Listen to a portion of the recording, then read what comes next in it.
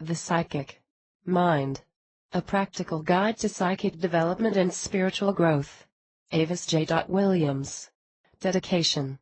I dedicated this book to the Divine Creator for giving me the knowledge, skills and inspiration to write this book. Thank you for your ongoing support, guidance and love. Introduction. Self-knowledge is the great power by which we comprehend and control our lives. Tilda Vernon Howard. We are all born with a psychic mind, whether you know it or not, or even believe it or not. Have you ever had a gut feeling that turned out to be true? Did you know who was calling you before you picked up the phone?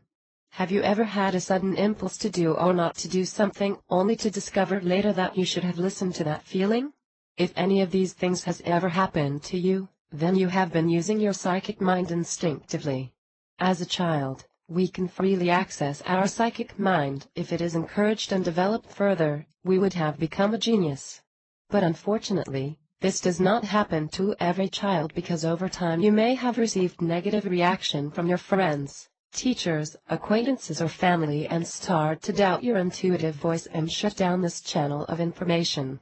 The good news is that with a little patience and practice you can reawaken and develop your psychic mind to gain access to a valuable guidance system to help guide you to the right path in the life regarding career, finances and relationships, even when social convention or common sense appears to tell differently. This book is not just about accessing and developing your psychic mind, it is about you going on a journey of self-discovery and awakening your true potential so you can create the life you want to live. This book will teach you how to access and trust your psychic mind, to release the abilities available to you, including clairvoyance, claircognizance, psychometry and much more. Once you have unlocked your psychic mind, you will be able to use your intuition, your inner guidance, to help you create the life you want to live and take control of your life to achieve ongoing success, fulfillment and happiness. What are the benefits of developing the psychic mind? Increase activity of the brain, enhance intelligence, perception, memory, creativity, problem-solving and decision-making. The meditations and techniques mentioned in this book activates and strengthens communication between two parts of the brain's frontal lobe, the anterior cingulate cortex and dorsolateral prefrontal cortex. Both are connected to handle errors and conflict resolutions, and the dorsolateral prefrontal cortex is primarily involved in executive functions of the brain such as decision-making, memory and cognitive control. When the two parts of the frontal lobe are working together, it enhances the overall activity level of the brain, which develops total brain functioning. Your mind and body will be in balance, which will improve your overall physical, emotional and spiritual well-being. A balanced mind and body reduces stress on your immune system, decreases any anxiety, tensions, ulcers, muscle and joint problems, insomnia. You will experience increases energy levels, feel great joy and a greater peace of mind. Your intuition will improve. The 6 inner senses, which include seeing, hearing, smelling, feeling/touching, tasting and knowing, will become stronger and more frequent. You can use your intuition to guide you in all of your decisions in life regarding career, money and relationships. The more you use and trust your intuition, the stronger it will get and the more confident you will feel about it. Your focus and concentration will improve. The meditations and other techniques in the book will help you to reduce distraction and develop concentration. Your consciousness will grow and expand in time. You will experience states of higher consciousness. When this happens, the problems in your life become less significant. Anger and disappointments become passing emotions that occur briefly and then disappear. You start living in the moment and let go of the past. You can control your thoughts. Man has conquered space and Mount Everest. But the most difficult thing to conquer is your own mind. Even the greatest minds on earth are not able to control their thoughts. Look at Van Gogh. He surrendered to his thoughts and committed suicide. He and many others were not able to eliminate their negative thoughts and focus on the positive. The exercises and techniques in the book will teach you how you can control your own thoughts to eliminate your negative thoughts to create the peace of mind that you want. What you will learn. This book contains simple practical information and exercises which will help develop and increase your psychic senses and abilities. The psychic mind is divided into 8 parts. Part 1 begins by explaining what the 3 minds are and teaches you how they can work together to bring our whole mind, body and spirit into balance. Also looks at practical techniques you can use to reprogram the mind, to manifest what you want and need in your life. Part 2 begins by explaining what the third eye is and looks at practical meditations to help stimulate and reactivate the third eye. Part 3 begins by explaining what an aura is and why it is important to cleanse and balance it. Also looks at practical techniques to sense and see an aura and learn methods on how to read your own aura and other people's auras. Lastly, look at practical methods to cleanse, rebalance and protect the aura. Part 4 begins by explaining what the chakras are and the various practical techniques you can use to cleanse and block and balance them. Part 5 begins by explaining what grounding is and the various practical techniques you can use to ground yourself. Part 6 begins by explaining the preparation you need before starting the meditation and breathing practices. Also looks at breathing techniques and various meditation practices to help calm and balance the mind. Part 7 looks at practical techniques to develop your psychic senses, including clairvoyance, clairaudience, clairsentience, claircognizance, clairaudience, clairgustance and psychometry. Also looks at methods on how to give psychic readings to other people and how to give readings using divination cards for yourself and others. Part 8 a daily plan of psychic development activities you need to do. How to utilize this book. First, you must read this book with an open mind and believe you can develop your psychic mind.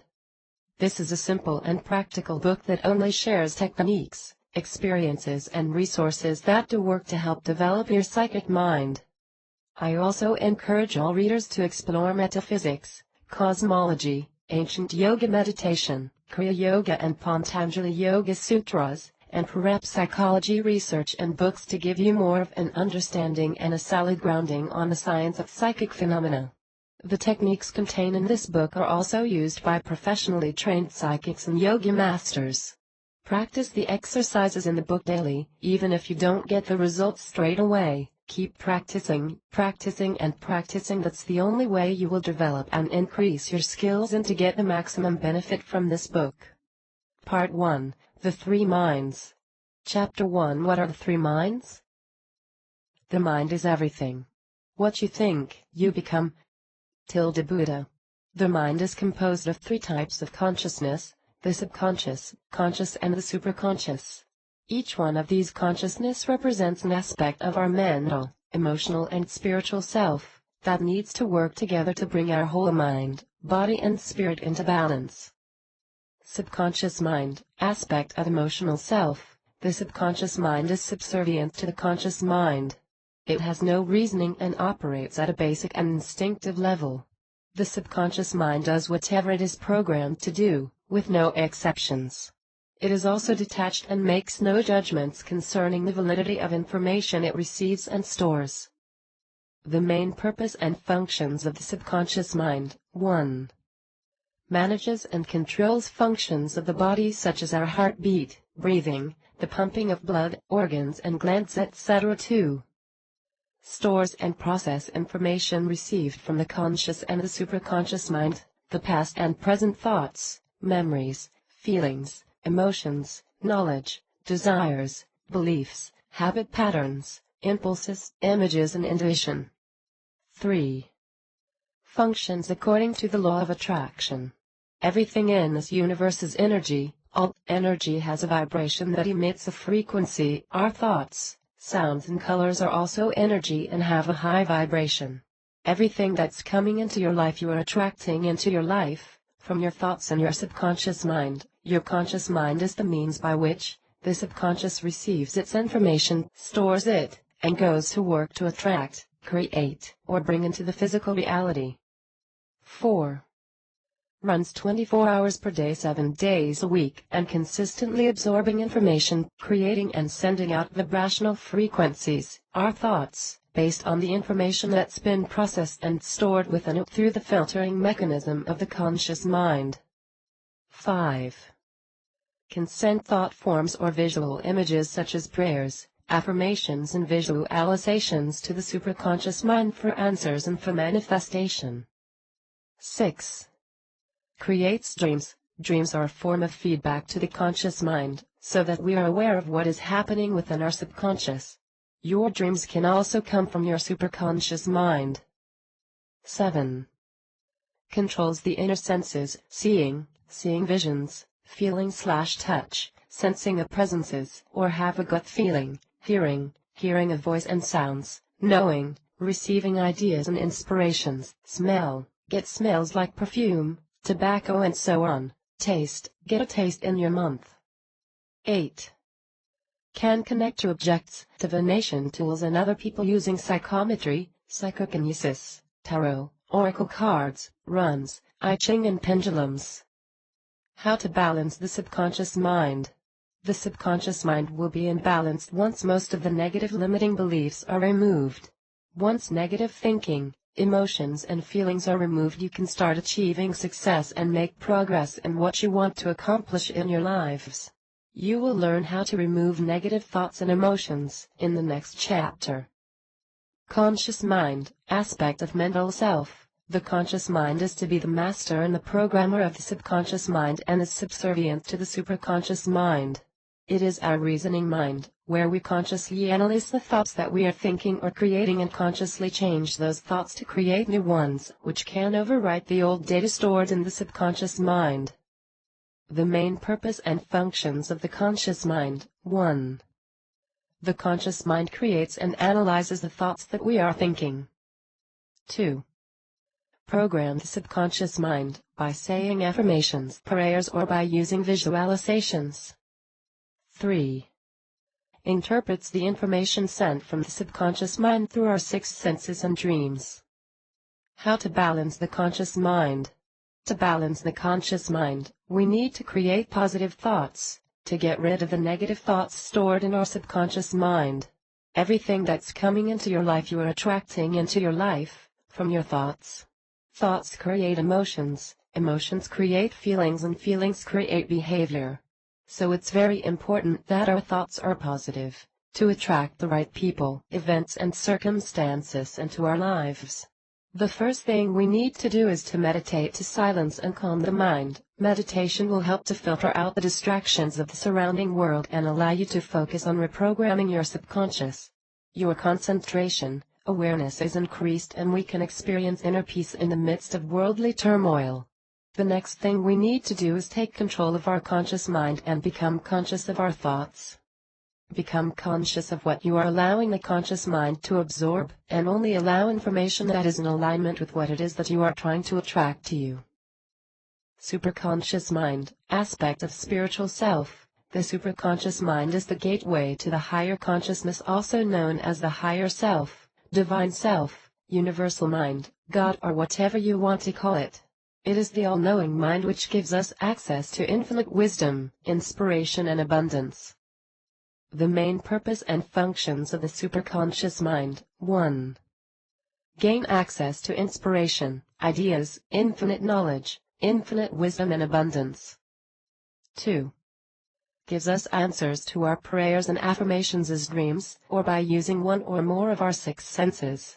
Also we can receive answers through synchronicities and signs you may come across throughout your daily life. 3. Manifest your thoughts and desires that were sent to the subconscious from your conscious mind. How to balance the superconscious mind. Once you have balanced the conscious and the subconscious mind, you will gain access to the superconscious mind. You can contact this mind by meditating daily, prayers, ask only for what you need, affirmations, through divination using tarot cards, pendulum, runs and other methods, visualization, visualizing what you want, automatic writing or journaling. A diagram of how the 3 minds communicate to each other. The conscious mind sends a request or a question in a form of a prayer, affirmations or visual image to the subconscious mind. The subconscious mind processes and stores the request and then relays the request to the superconscious mind.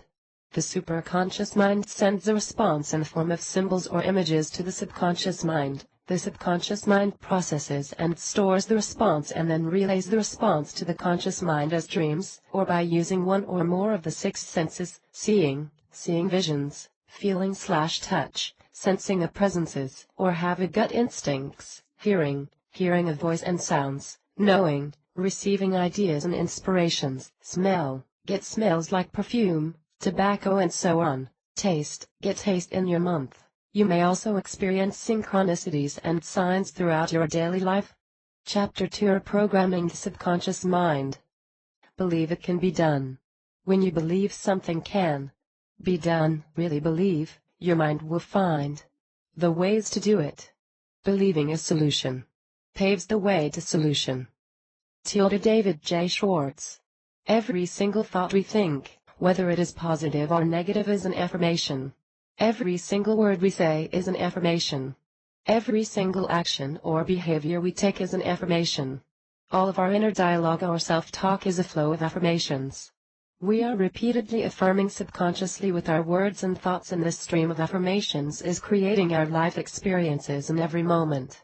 That voice you always hear inside and you think it is you talking, those are all affirmations, and they are very powerful. As you know, the internal voice within every one of us has both positive and negative thoughts and attitudes.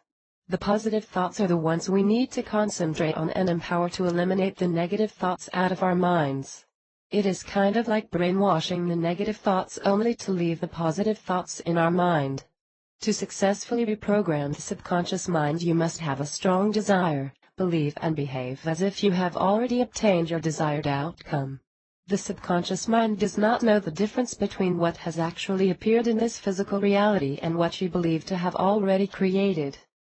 Positive thoughts need to be repeated over and over again in order to reprogram the subconscious mind and transform our thought patterns, behavior, habits and actions accordingly. You will mentally and emotionally feel a difference within your being, and your perspective on your life will change. If we don't take responsibility for our own reprogramming of our subconscious mind, negative thoughts and attitudes will hinder us from achieving success and progress in what we want to accomplish in our lives. Sometimes we may feel we are unable to achieve and incapable of doing anything. This can make you feel worthless and you may not want to try or do anything. Negative thinking can also attract negative emotions and events that may start to affect our physical well-being, and even worse, start to affect the people around you.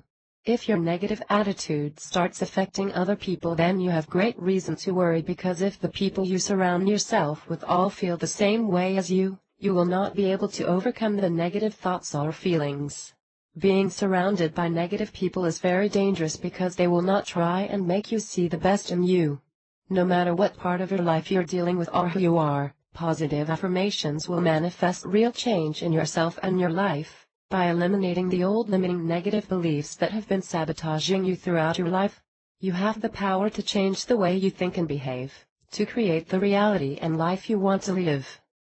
How to write affirmations. Writing affirmations is not something uncommon or new. In fact, it has long been practiced and used by Tibetan monks, motivational speakers, spiritual teachers, life coaches, hypnotherapists and other alternative therapists, and many others. There are many forms of affirmations, such as written affirmations, mantra affirmations, subliminal affirmations, visual affirmations and meditative affirmations.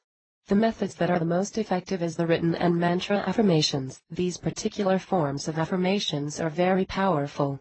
When writing your affirmations, use the word I. It starts the creation process. The words, I am, is very powerful. They are statements to the universe or God.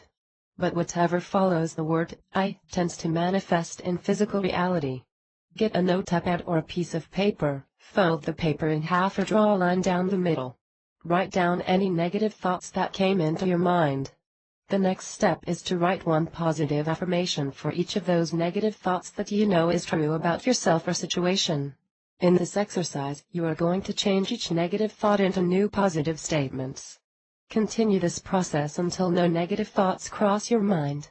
Cut or rip the negative thoughts column and burn it. You're letting go of your previous negative beliefs that were holding you back. You will now be left with a list of positive affirmations that deals with your negative thoughts about yourself or a situation. Say and repeat them daily. This will accelerate the reprogramming. You can write the affirmations on post-it notes or cards and place them around the house in places where you are most likely to see them: fridge, bedroom mirror, computer screen, etc. You can also put a list of affirmations in your wallet or purse or wherever you will see them frequently. Each time you notice your affirmations, read them to yourself and think about what it means. You want to think about your affirmations several times a day, every day. Ideally, you'll want to say your affirmations first thing when you wake up and the last thing before you go to sleep. Saying your affirmations while you're in deep relaxation induced by meditation will help to filter out the distractions of the surrounding world and allow you to focus on reprogramming your subconscious. Here are some guidelines on how to write and use affirmations correctly. Write the affirmation using the present tense. You want to create the necessary circumstances in the present, not in some distant future. Write, I am, or I have, or I can, rather than I will be, or I am going to be, or I want, or I need, or I don't want. Avoid using the word try, because I am trying is a self-perpetuating statement. Examples. Keep the affirmation short and to the point. You want an affirmation that is easy to remember and sticks to the important points that need to be affirmed. The affirmation must be believable. You need to write and say affirmations that you already know is true about yourself or situation and not as if you would like them to be true. Affirm with faith, love and conscious intent and believe that your desire has already been fulfilled. You need to believe in your heart and soul before your subconscious mind will make changes. If there's any doubt linked to the affirmation, then the mind is unable to convince the other parts of the body to work towards the goal. Truly desire the affirmation made. If the desire is powerful, then the affirmation becomes that much more powerful. Therefore, ensure the goal is really and truly what is desired, because positive affirmation will make it come to pass. Repeat and say the affirmations over and over again. As I have mentioned before, you need to think about your affirmations several times a day, every day. Ideally, you'll want to say your affirmations first thing when you wake up and the last thing before you go to sleep, but you can say them anytime during the day. You need to repeat the affirmations dozens, hundreds or thousands of times or until the subconscious mind is reprogrammed with those thoughts. Buddhist monks use japamala or mala prayer beads to count the number of times the mantra is recited whilst in meditation. You could use these to keep count, but it's not essential. Visualize your intentions. Write down a list of all that you are attempting to create in your life, the end result, the behaviors, attitude and characteristics you might want to see yourself create to get there. Be in a relaxed and meditative state of mind. Say your affirmations during your meditation. This will help to focus your mind on reprogramming your subconscious. Be, do, have. The universe gives you what you focus on. Neil Donald Walsh, author of Conversations with God, said, "First you be, then you start doing things from this place of beingness, and soon you discover that what you are doing winds up bringing you the things you've always wanted to have." In life, you do not have to do anything. It is all a question of what you are being. To manifest what you want in life, you need to be or become what you want to manifest. But most importantly, you need to believe in your heart and in your whole being that you know it is true about yourself. I am going to give you an example of manifesting psychic ability. 1. Being. As you already know, we all have psychic abilities, so you are already being the person you want to be. You just need to believe it. 2. Do. What you need to do.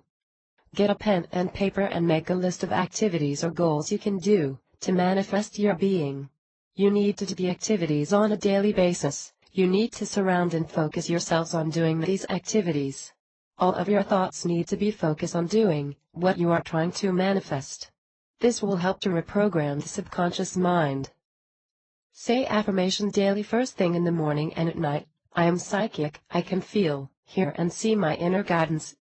Do psychic development exercises. See Part 7, Psychic Development. Go to psychic development classes. When you are in a group with other psychics, the energy within the group is amplified, and this will greatly increase your psychic abilities. Activate your third eye. See Chapter 4, daily breathing and meditation practices.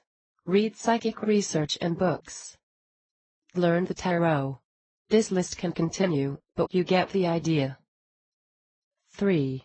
Have manifested or will manifest. You will start seeing the manifestation. Your third eye might be activated, your psychic ability has developed or increased, and so on. It will take time for the full manifestation. It may take a few weeks or months, but it can be quicker depending on your strength of desire and belief and if you are doing what you need to do on a daily basis. Remember, you need to be focused on what you are trying to manifest on a daily basis. Part 2, Activating the Third Eye. Chapter 3, Reawaken the Third Eye. Improvement begins with I. Arnold Glazo. The third eye is the sixth chakra, located just above the eyebrows in the center of the forehead. The sixth chakra is the energy center for intuition and is associated with clairvoyance, precognition, imagination, dreams and extrasensory perception. The third eye is also connected to our pituitary gland, located at the base of the brain, just behind the bridge of the nose, and is about the size of a pea. The pituitary gland is also called the master gland, because it is the main control center that directs messages to all the other endocrine glands and organs within our body. The pineal gland is also needed to connect with the pituitary gland to reactivate the third eye and is also connected to the seventh chakra located just above the crown of the head. The pineal gland is located in the center of our brain, behind the third cerebral ventricle in the midline, between the two cerebral hemispheres of the brain, just above the pituitary gland, and looks like a pine cone. So how do we reawaken the third eye? In deep meditation, the pituitary gland and pineal gland are stimulated and are combined together to reactivate the third eye. Once the third eye is activated and fully developed, you will be able to connect to your higher consciousness and gain access to higher knowledge and wisdom. If you have not used the third eye for a long time, it will lay dormant or blocked and may take a while to reactivate. Reactivating the third eye varies from person to person. It is dependent on your current lifestyle and spiritual awareness. It naturally takes from 2 to 24 months to reactivate your third eye, through daily meditation and lifestyle changes. How to reactivate the third eye? The first thing we need to do to reactivate the third eye is to take care of the heart. Your heart and brain are connected and they work together. The heart is the first organ that is developed in a human fetus and is the last organ to cease to function before we die. Our lifestyle, health and well-being can have a huge impact on our heart's health. If we eat a lot of unhealthy foods, have negative feelings and thoughts and not be very active, will have a detrimental effect on our brain and other parts of our body. We need to listen to our heart and take care of the heart's health by eliminating or reducing our intake on certain foods and substances that contain toxins which are not only damaging to your heart but which also lower or depletes your energy and vibration. Try and eliminate most of the substances and foods on the list below, or at least reduce the intake. If you do, you will notice an improvement in your body, mind and spirit. The worst substances and foods that need to be eliminated are fluoride in toothpaste and in water, drugs and medication unless you have a medical condition and need to take them, smoking cigarettes, tobacco or cigars, alcohol, tea and coffee containing caffeine, red meat, reduce intake of white meat, any foods that may contain pesticides, anything containing aspartame, artificial preservatives. Avoid processed beverages like sodas, juice drinks, instant and bottled teas, energy drinks, artificial sweeteners, mercury, also fish containing mercury, processed and microwave foods, refined and bleached white flour, refined sugars, contained in sweets, cake, donuts, cookies, protein bars, sodas, etc. If you cannot eliminate completely, reduce the intake or just eat fruits. The best foods and activities to maintain a healthy heart, mind and body and to help raise your vibrations. Eat fresh organic vegetables daily. Eat organic foods. Eat fresh fruit. Eat raw foods. Eat alkaline foods. Drink 100% natural or organic drinks. Drink 1 liter of purified or filtered water daily. Do breathing and meditation practices daily. Do physical exercise like yoga and walking daily. Ground yourself, see Chapter 11. Go to psychic development classes, do the clairvoyant exercises, see Chapter 15. Spend time close to nature, go for a walk in the park or sit for a while by a river or ocean. Maintain positive thoughts and actions, by saying positive affirmations daily. Spend time with people or places that has a high vibration, sacred places, yogis, spiritual teachers. Watch and read inspirational, spiritual and metapsychical stories, documentaries or films. Listen to harmonious and uplifting music. Keep a journal of your psychic experiences and any dreams you may have. By writing about your psychic development or experiences, you are focusing on it. This will help to develop your psychic ability as you are become more aware of them. Smile and laugh more, do activities that you are passionate about and enjoy. Start writing a gratitude journal. Write at least 5 things you are grateful for before you go to sleep. Do this on a daily basis. For example, I am thankful for my healthy body. How do you know when your third eye is activated? When you feel a tingling or pressure on the center of the forehead or around the head area or eyes, this means your pituitary gland working in conjunction with the pineal gland is awakening. Some people may also experience a throbbing headache or migraine that might last for several hours. This is an indication that your third eye is overactive and you need to ground yourself. See Chapter 11. If you see colors when your eyes are closed, such as purple, blue, white or other colors, your third eye is already awakened. You may also see a night sky with many stars or shapes filled with blue or purple colors. That is another indication that the third eye has awakened. When you have awakened your third eye, you will start having visions. While you are sleeping or meditating, you may suddenly get all kinds of images in your mind's eye, such as symbols, scared geometry or other images.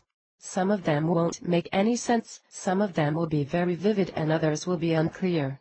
It is important that you accept these experiences and let them go. If you get attached to these experiences and keep analyzing them, your spiritual progress will start to decrease. The images are coming from your higher self and other higher vibrational beings. To be in tune with higher vibrational beings, you need to raise your vibration. Go back to the previous page on activities to raise your vibrations. Chapter 4: Third Eye Activation Meditations. Remain open. There is something bigger than going on here. Tilda E. Vincent. I am going to share with you 2 effective meditations that will help to reactivate your third eye. Please don't overdo the meditations, follow them as instructed. We want to reactivate the third eye as naturally as possible. As I said before, the activation of the third eye varies person to person. It could take from 2 to 24 months to reactivate, so please be patient. Crystal meditation. Before we start the meditation, I am going to explain the various types of crystals and their uses.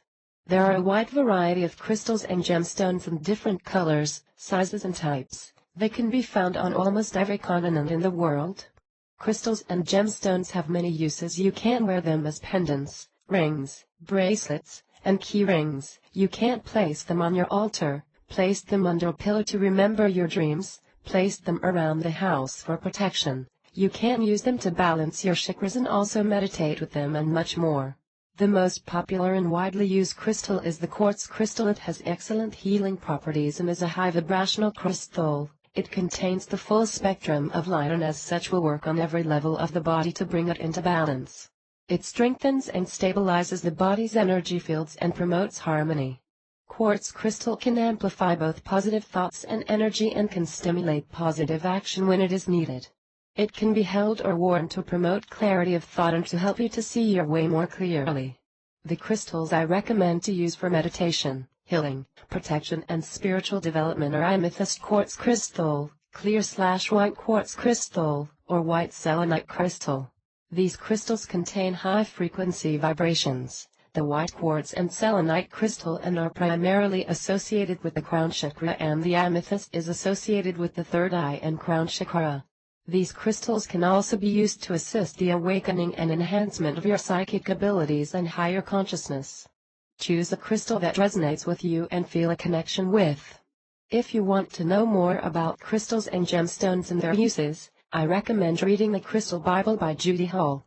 When you have purchased or have been given a crystal, you would need to cleanse it from its old energies and intentions. Here are the steps you need to follow. Step 1. Cleansing the crystal. There are different ways of cleansing a crystal. The most traditional and safe method that will not damage the crystal is the use of a white sage smudging stick or incense. White sage is a purifying herb, which is good to cleanse your crystals and the environment around you. Hold the crystal within the stream of the smoke, or simply hold your smudge stick near to where the crystals are placed so the air around them is full of the sage essence. This is the method most psychic, healers and spiritual practitioners use to quickly cleanse their crystal after use on clients. Step 2. Charging the crystal. Charging a crystal or stone is to help it regain its energy back to its fullest. There are different ways of charging crystals. I am going to mention 2 of the best and safest methods that will not damage the crystal. One of the methods is to charge your crystal with other crystals. Simply place your crystal on a cluster or larger piece of a crystal that can charge others, such as amethyst cluster or quartz cluster. Leave your crystal there for 24 hours or until it feels like it is at full energy. Another way to charge the crystal is using your body's own energy by holding the crystal in the palm of your hand from 2 to 5 minutes and allow the crystal to draw from your own energy. This is a great method for meditation and for using the crystal for healing. Step 3. Programming the crystal. Programming a crystal is all about giving a newly cleansed and charged crystal your intentions. It is also important that once a crystal is programmed, it is not held by anybody not included in the programming. For example, if it is your own crystal, then nobody else should be holding it. This is crucial because the crystal's programmed energy will become altered by another person's energy. Even if that person is positive and spiritual, it will modify the vibration of the crystal which has been attuned to you. Programming a crystal couldn't be easier. Your intention is everything. If we have pure thoughts and good, selfless intentions, then our request for programming will be allowed. We cannot program a crystal for anything other than selfless, good intentions. To program the crystal, hold the crystal gently in the palm of your hand, or if it's more than one crystal, place in both hands. Close your eyes and take 3 deep breaths. Clear your mind and focus on the crystal. Transfer the energies and thoughts from your mind directly to the crystal. Be clear and direct when doing this. Start to feel its energies integrating with your own, and when you are ready, make your request for programming. You could say something like the following. Say 3 times in your mind or out loud. Thank you, I have activated my third eye, or, thank you, I have activated my third eye, I can see my inner guidance. Be creative and believe in yourself, in your intentions, and the crystal or stone's powers. Intentions work if the statement of something you already believe to be true. You must also say the statement positively and must be said in gratitude. To deprogram a crystal, re-cleanse the crystal, hold the crystal gently in the palm of your hand. Simply say, remove all previous programming, restore to perfect form and vibration. Or, forget all your previous programming. Let the crystal recharge for 24 hours before reprogramming it for another purpose. Once the crystal is programmed, we can now begin meditation. 1. Sit forward slightly. To avoid leaning against the back of the chair, make sure your back, spine, is straight and your legs are shoulder width apart, and your feet are flat on the ground and palms are facing up on your lap. 2. Get 2 amethyst crystals, put 1 in each hand. If you only have 1 crystal, put it in your left hand and then close your eyes. Take 5 slow deep breaths, using diaphragmatic breathing, see Chapter 13. Focus your attention and awareness on your third eye chakra by visualizing the third eye. Inhale and direct the breath to the third eye chakra, and exhale and allow awareness to settle into the third eye chakra. Don't worry if your mind starts to wander, just refocus your mind on your third eye chakra and breathing and try to think of nothing else. 3. Say an affirmation, for example, I am psychic, I can feel, hear and see my inner guidance. Silently in your mind repeat the mantra over and over, until you silence the mind and enter a deep meditative state. The mantra can be anything you choose, as long as it is related to the third eye chakra. As you enter a deeper level of awareness and consciousness, it will become unnecessary to continue repeating the mantra. Continue the meditation for 5 minutes or until you feel a tingling sensation or pressure on the third eye. That means it is awakening. 4. At the end of the meditation, before opening your eyes, take 3 slow deep breaths and slowing open your eyes. 5.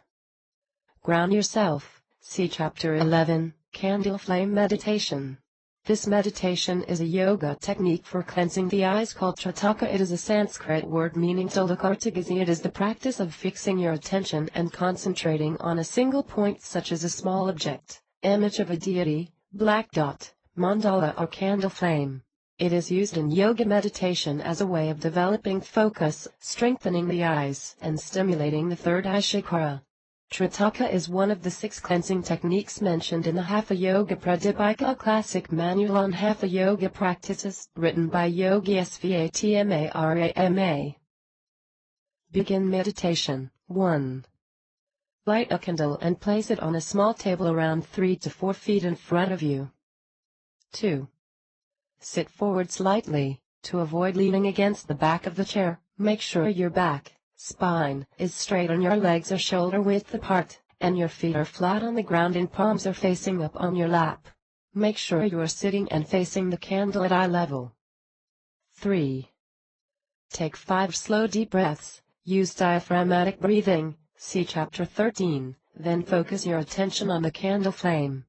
Try not to let your eyes wander or blink. If your mind starts to wander, just refocus your mind on your breathing and on the candle flame. Try to think of nothing else. 4. Continue to gaze at the flame until your eyes begin to water, have stinging sensations, or you cannot keep your eyes open any longer. Close your eyes. Now try to imagine the same flame with your eyes closed as you were seeing it with your eyes opened. At first, it will be a real afterimage, but later, it will exist only in the mind's eye. Hold the image for as long as possible. If you cannot visualize the afterimage of the flame with closed eyes, or it wavers constantly or loses clearness, then try to get your concentration to return the position of the afterimage. 5. When the image begins to fade out completely, bring your awareness back to your breathing. Take 7 slow deep breaths. Open your eyes and repeat the meditation as given above one more time. With ongoing practice, your eyes will be able to hold the gaze for longer and you can practice the meditation for up to 15 minutes or more. Try doing this meditation using an image of a divine being such as Divine Mother, a picture of the third eye mandala or a symbol. 6. Ground yourself. Walk in nature. See Chapter 11. Chakra Breathing Meditation. Chakra breathing can help you to bring awareness to a chakra by centering your attention on one chakra. As you inhale and exhale, the prana energy from the breath is directed and guided to that chakra. See Chapter 10, Part 3, The Human Aura. Chapter 5, What is the aura? Everything is energy and that's all there is to it. Albert Einstein. Everything in this universe is energy. All energy has a vibration that emits a frequency. Our thoughts, colors and sounds are also energy and have the highest vibration. An aura around living objects such as people, plants and animals changes with time, occasionally very fast based on mood, emotions and environment. An aura around inanimate objects such as crystals, stones etc. is fixed, but can be altered by our conscious intent.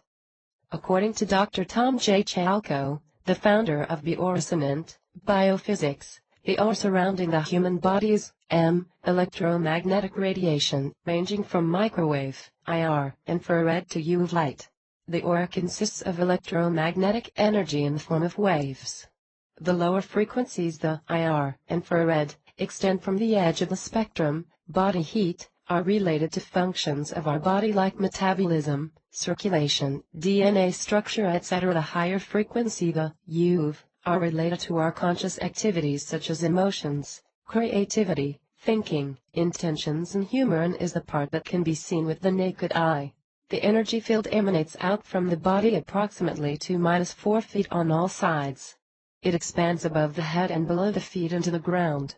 The aura consists of 7 energy bodies. These are the layers of the aura, and these correspond to the 7 chakras in the body. Each layer has its own unique frequency but also relates to and affects the other layers around it. Therefore, if one layer is unbalanced, it can lead to unbalance in the other layers as well. The aura surrounding the body. The energy bodies and your needs on each layer of the aura. 1. The etheric body. Replica of physical body. Looking after your health and physical well-being. 2. The emotional body, also known as astral body. Feelings and desires in respect to self and others. 3. The mental body, to understand the situation in a clear, linear, rational way. 4. The spiritual body, also known as Buddhic or causal body, evolution of the soul. 5. The atmic body, transmit your conscious thoughts into the universe where manifestation occurs. 6. The monadic body, takes the thoughts you are transmitting out into the universe and sends this energy in the direction of God/higher self. 7. The logoic body, your soul has fully merged with your higher self. I am going to focus on the first 4 layers of the aura, as these energy bodies are easier to feel and see. The first 4 layers are also connected to the 3 minds. First we have a physical body, which provides the physical support for the 3 other energy bodies. The emotional body is linked to the subconscious mind. The mental body is linked to the conscious mind. The spiritual body is linked to the superconscious mind. Each of the minds controls the body in which it resides. When the physical, mental and emotional bodies reach a state of harmony and balance, the higher vibration of our spiritual body is activated.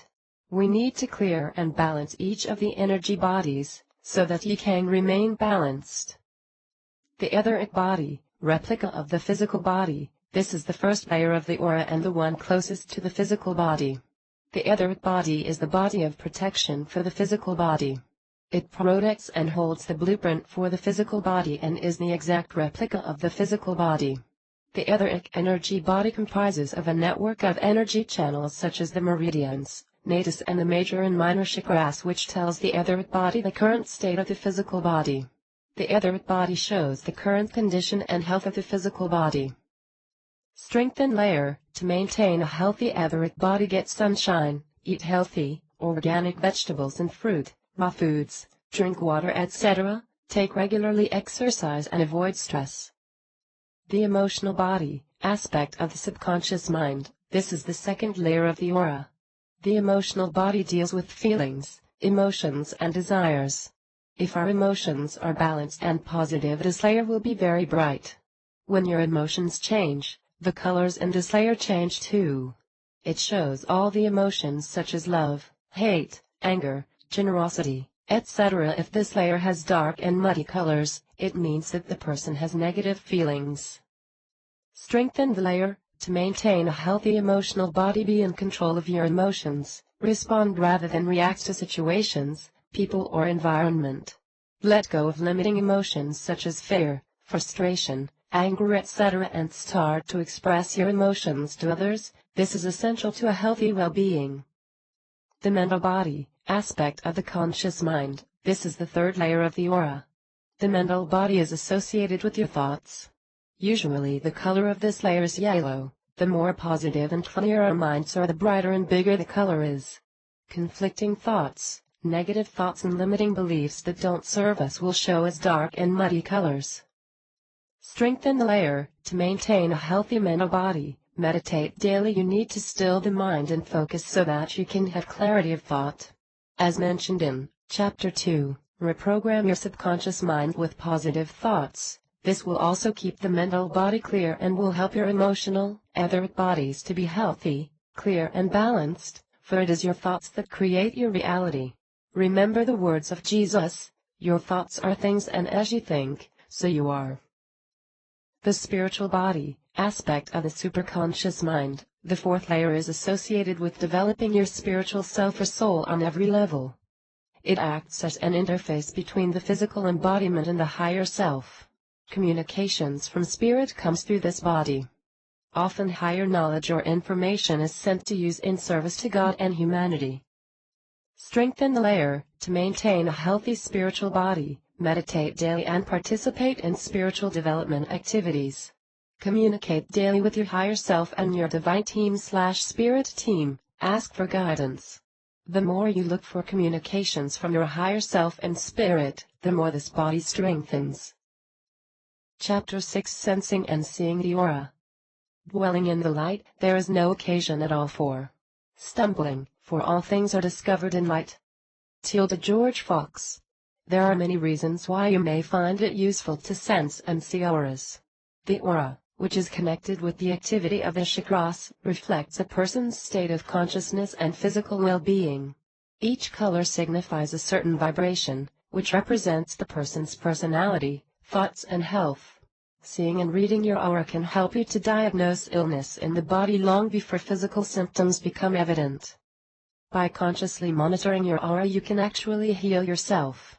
You can understand about which colors nourish you and which weaken you, so you can extend the aura and make it stronger and brighter. Auras can also give you an idea of an individual's character, emotions, thoughts and their intentions. Begin the exercise to sense the aura. 1. Sit or stand comfortably. 2. Rub your hands together vigorously for about 30 seconds. 3. Hold your hands out in front of your heart chakra, palms facing each other. Move your hands about 2 inches apart and slowly move your palms closer together and pay attention to the feeling of the air between your hands. As your palms get closer, you will notice the resistance or other sensations like a magnetic pull when your hands get closer together. You may feel tingling, warmth, vibration, cold, pulsing, etc. If you are having difficulty feeling the aura, try doing the exercise with your eyes closed and pay close attention to the feeling between your palms. 4. Try the exercise a few times. This time try moving your palms further and further apart slowly. See how far you can go before you no longer feel the pull. Try doing this exercise using your fingers and moving your fingertips towards each other. Exercises to stimulate the peripheral vision. Dr. Tom J. Chalco, the founder of Bioresonant Biophysics, found that using and training our peripheral vision will increase exposure, enhance visual sensation and perception in the brain, and heighten the communication between left and right hemispheres of the brain. The concentration exercises below help stimulate the peripheral vision, balance the brain hemispheres and increase the ability to see auric energy fields. Concentration exercise 1. Focus on the dot. Place the picture 1 or 2 meters in front of you. Focus your gaze only at the black dot for at least 30 seconds, try not to blink. If you wear glasses or contact lenses, take them off. We want to use our natural vision. When you focused on the black dot for some time, you should start seeing a white edge or outline surrounding the 2 circles. These are the auras of both circles. The longer you focus on a black dot, the larger and brighter the auras will become. This exercise stimulates peripheral vision by helping you to concentrate on one spot, which is the easiest way to see the auras. Download a printable color version of this exercise at http://www.psychicmindfoundation.com/focusondit.pdf. Concentration exercise 2. Make a cross. Place the picture about 1 meter in front of you. If you wear glasses or contact lenses, take them off. We want to use our natural vision. Cross your eyes while looking at the picture, or place your index finger in between and underneath the 2 circles. Focus on the tip of your finger. You should see 4 circles. Try to overlap the 2 middle circles, merge one with another, until you see a white cross. Try and maintain the cross for 3-5 minutes, without blinking. When you see the white cross, you have achieved a perfect balance between the left hemisphere of the brain, representing the horizontal line, and the right hemisphere, representing the vertical line. When you have achieved this, you have significantly increased your concentration levels and your ability to see auras. While maintaining the white cross, try to become aware of the other two circles as well as everything around using your peripheral vision. You should see a white glowing outline surrounding the two circles with your peripheral vision. When you can analyze surroundings using your peripheral vision, without losing the white cross and the concentration, you are ready to see and read auras. If you did not see the white cross, it means that one side of the brain hemispheres is dominating the other side, and you would need to keep practicing the exercise and do other left and right brain balancing exercises, like juggling, yoga, cross crawls, see Chapter 11, and alternate nostril breathing, see Chapter 13. Download a printable color version of this exercise at http://www.psychicmindfoundation.com/makiacross.pdf. Concentration Exercise 3, Yin and Yang. In this exercise you need to compose a yin and yang sign from two separate halves. Place the picture about 1 meter in front of you. If you wear glasses or contact lenses, take them off. We want to use our natural vision. Cross your eyes while looking at the picture, or place your index finger in between and underneath the two halves of the yin and yang. Try to achieve the perfect yin and yang sign with no gaps and no overlaps. Try to maintain the concentration for at least 60 seconds, but preferably for about 5-10 minutes for maximum benefit. Download a printable color version of this exercise at http://www.psychicmindfoundation.com/yinyang.pdf. Exercise to see the aura around the hands. 1. Sit, stand or lay down. 2. Use a plain white background. It could be the wall, ceiling, a piece of plain paper, etc. You can also try black or other neutral colors. 3. Dim the lights in the room you're in. Natural/low light is the best way to start. 4. Take 3 slow deep breaths. Use diaphragmatic breathing, see Chapter 13, and relax. 5. Hold your hand at arm's length in front of you. It should be held against the plain white background. Spread your fingers apart and fix the focus of your gaze on the edge of your fingertips or the spaces between your fingers. Hold it for 30 seconds, try not to blink. You should be able to see a white, sliver or gray outline around the edges of your hand or between your fingers. This is the physical part of your aura. With practice, you'll see more than just the whitish gray outline, you'll be able to see colors. 6. If you don't see the aura, try focusing your gaze on the edge of your fingertips or the spaces between your fingers. See if it's easier to see your aura. Exercise to see the aura in the mirror. 1. Sit or stand 2 feet away from the mirror. Make sure the background reflected in the mirror is white or neutral. 2. Dim the lights in the room you're in. Natural/low light is the best way to start. 3. Take 3 slow deep breaths. Use diaphragmatic breathing. See Chapter 13. 4. Focus your gaze above the edge of your head or the edge of your shoulder in the mirror. Hold it for 30 seconds, and try not to blink. You should be able to see a white, sliver or gray outline about 1-2 inches around the edges of your shoulder. This is your inner aura. With a little more practice, you should be able to see the colors of your outer aura. 5. Try focusing on other areas of your body, like the center of the forehead or the curve of neck. See if it's easier to see your aura. Exercise to see auras around people. 1. Sit or stand. 2. Take 3 slow deep breaths. Use diaphragmatic breathing. See Chapter 13. 3. The person should be about 6-10 feet away. Focus your gaze at the forehead, above the head or the curve of the neck. Hold it for 30-60 seconds, and try not to blink. You should be able to see a white, sliver or gray glow or outline about 1-2 inches around the edges of the person. This is the inner aura. With a little more practice, you should be able to see the colors of your outer aura. 4. Try focusing on other areas of the person. See if it's easier to see the aura.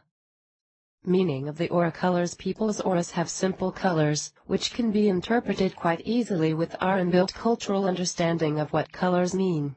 This innate knowledge of what colors symbolize and represent is something to bear in mind when reading auras. The meanings below are scratching the surface of the aura colors and their meaning. Here are some general observations that apply to all colors. Clear colors. The clearer and brighter a color is, the better. It indicates positive and clear energy. Murky/dark colors. A murky, dark color usually indicates an imbalance of some sort in that person. This can also be contributed by gray and brown colors. When you see dark, murky or dirty colors, the person's positive qualities may be overdominant or underdominant. Red. The color red represents good health, strength and energy. Also indicates someone that is materialistic and enjoys physical activities. People with this aura color are set in their ways, and may also be stubborn. Positive qualities: seeking perfection, determination, vitality, strong will, leadership, strength, enthusiasm, sacrifice, physical exercise, love, perseverance. Orange indicates creativity and people that inspires others. People with orange auras are often artists, writers, musicians, or doing other creative pursuits. They enjoy making things with their imagination and hands. Positive qualities: creativity, self-confidence, optimism, inspiration, self-control, consideration, thoughtfulness, enthusiasm, emotional balance. Yellow. The color yellow indicates highly intelligent and adventurous person who has love for learning new things and knowledge. These people are happy, like to laugh, and are friendly and helpful. They can be creative and big thinkers such as inventors, scientists, and maybe artists. They may think a lot and have an addictive personality. Positive qualities: mental power, happy, problem-solving, self-control, logical, wisdom, friendly, patience, helpfulness, adventurous, creativity, vision, precision. Golden yellow. The color golden yellow indicates highly intelligent person who has pure love for knowledge. Spiritual masters of great wisdom display a golden aura such as Buddha, Krishna, and other great saints. Jesus also had this aura, and it is shown in many paintings of him. Positive qualities: wisdom, knowledge, inspiration, happiness, helpfulness, attunement with God, spiritual enlightenment. Green. The color green is seen in doctors, nurses, counselors, and other people working in a healing profession. People with this aura color tend to have green fingers and are in tune with nature and love being outdoors. Also indicates a person who lives a well-balanced life. Positive qualities: healing, love, balance, growth, change, love of nature, prosperity, peace, harmony, grace. Pink. The color pink indicates someone who is unselfish. This person has found total balance between spiritual and material life. Positive qualities: unconditional love, caring, kindness, sympathy, empathy, openness, compassion, generosity. Blue. The color blue indicates someone who values spirituality and relationships. This person is likely to be devoted to some spiritual and higher purpose. This color is seen in people in the medical field, therapeutic, spiritual fields, or artistic fields. Positive qualities: empathy, protection, loyalty, faith, inspiration, tranquility, morality, devotion, composure, honesty, sensitive, caring, tolerance, selflessness, introversion. Indigo. The color indigo indicates a person who has a spiritual calling, a seeker of truth. Positive qualities: higher perception, psychic power, intuition, ESP, divine wisdom, seeker, self-discipline.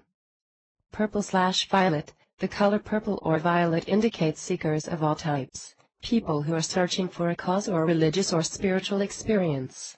They have a mission in life to do something important and change lives. Positive qualities: spiritual enlightenment, seeker, connection with God, humility, divine realization, visionary.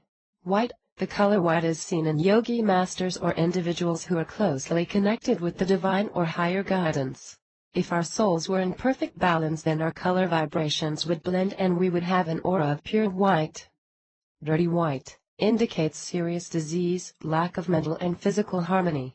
Positive qualities: purity, enlightenment, self-mastery, oneness with higher consciousness, spiritual attainment and evolution. Brown.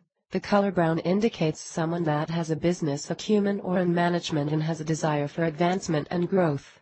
Brown is also associated with effort and desire to achieve and succeed. Brown spots. If you see gray spots, it means illness in that area of the body. Murky brown indicates negativity, greed, corruption, depression and stubbornness. Positive qualities: reliability, determination, consistency. Black. The color black is often seen in aura of individuals with serious illness. Gray. The color gray indicates illness, grief, sorrow, loss. Gray spots. If you see gray spots, it means illness in that area of the body. Murky gray indicates depression, negativity, hopelessness or deceit. Chapter 7: Cleansing and Balancing the Aura. Our ultimate freedom is the right and power to decide how anybody or anything outside ourselves will affect us. Stephen Covey. Aura cleansing is a way of releasing negative energy that has attached itself to the aura. This can happen as we interact with people and environments we come in contact with throughout the day. Negative energies will attach to your emotional body, often resulting in problems. People's emotional bodies interact on a daily basis. As with physical viruses and physical germs, the emotional body can be vulnerable to negative energies. Negative energy tends to stick to our auras and can be difficult to dispel. Holes, known as auric tears, can form within the aura, weakening it and making it vulnerable to invading negative energies that can be passed on to our physical body. These auric tears can cause a number of problems: depression, stress, pain, trauma and physical wounds or illnesses. What are these negative energies?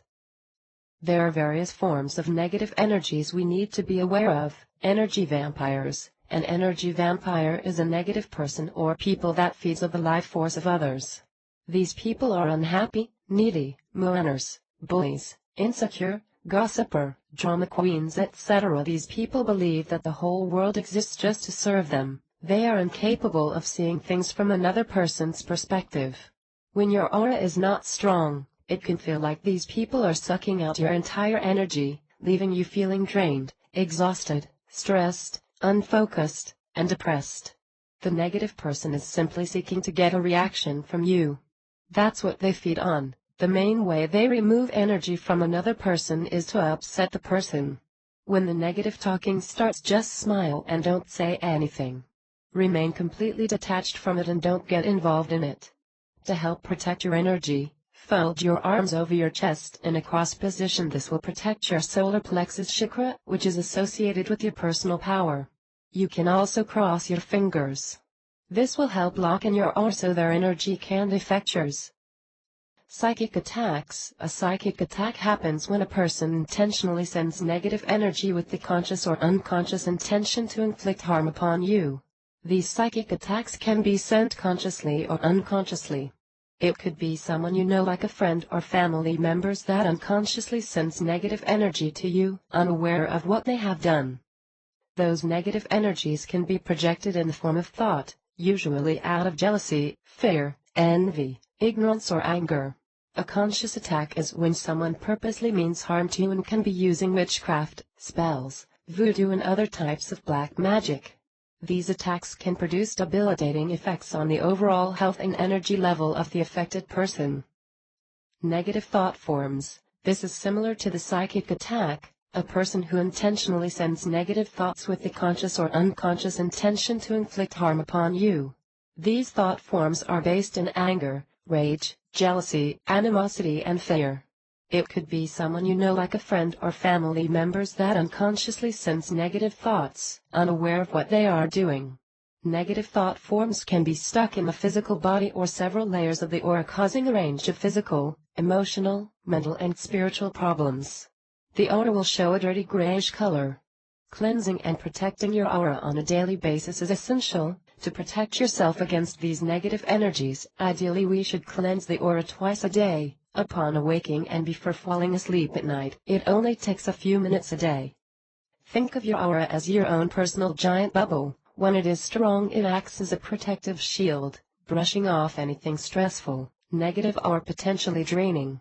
Having a cleansed aura can attract positive, loving people and situations into your life. Protect and cleanse the aura. Here are some ways to protect yourself and your aura. Try to cleanse the aura twice a day, upon awaking and before falling asleep at night.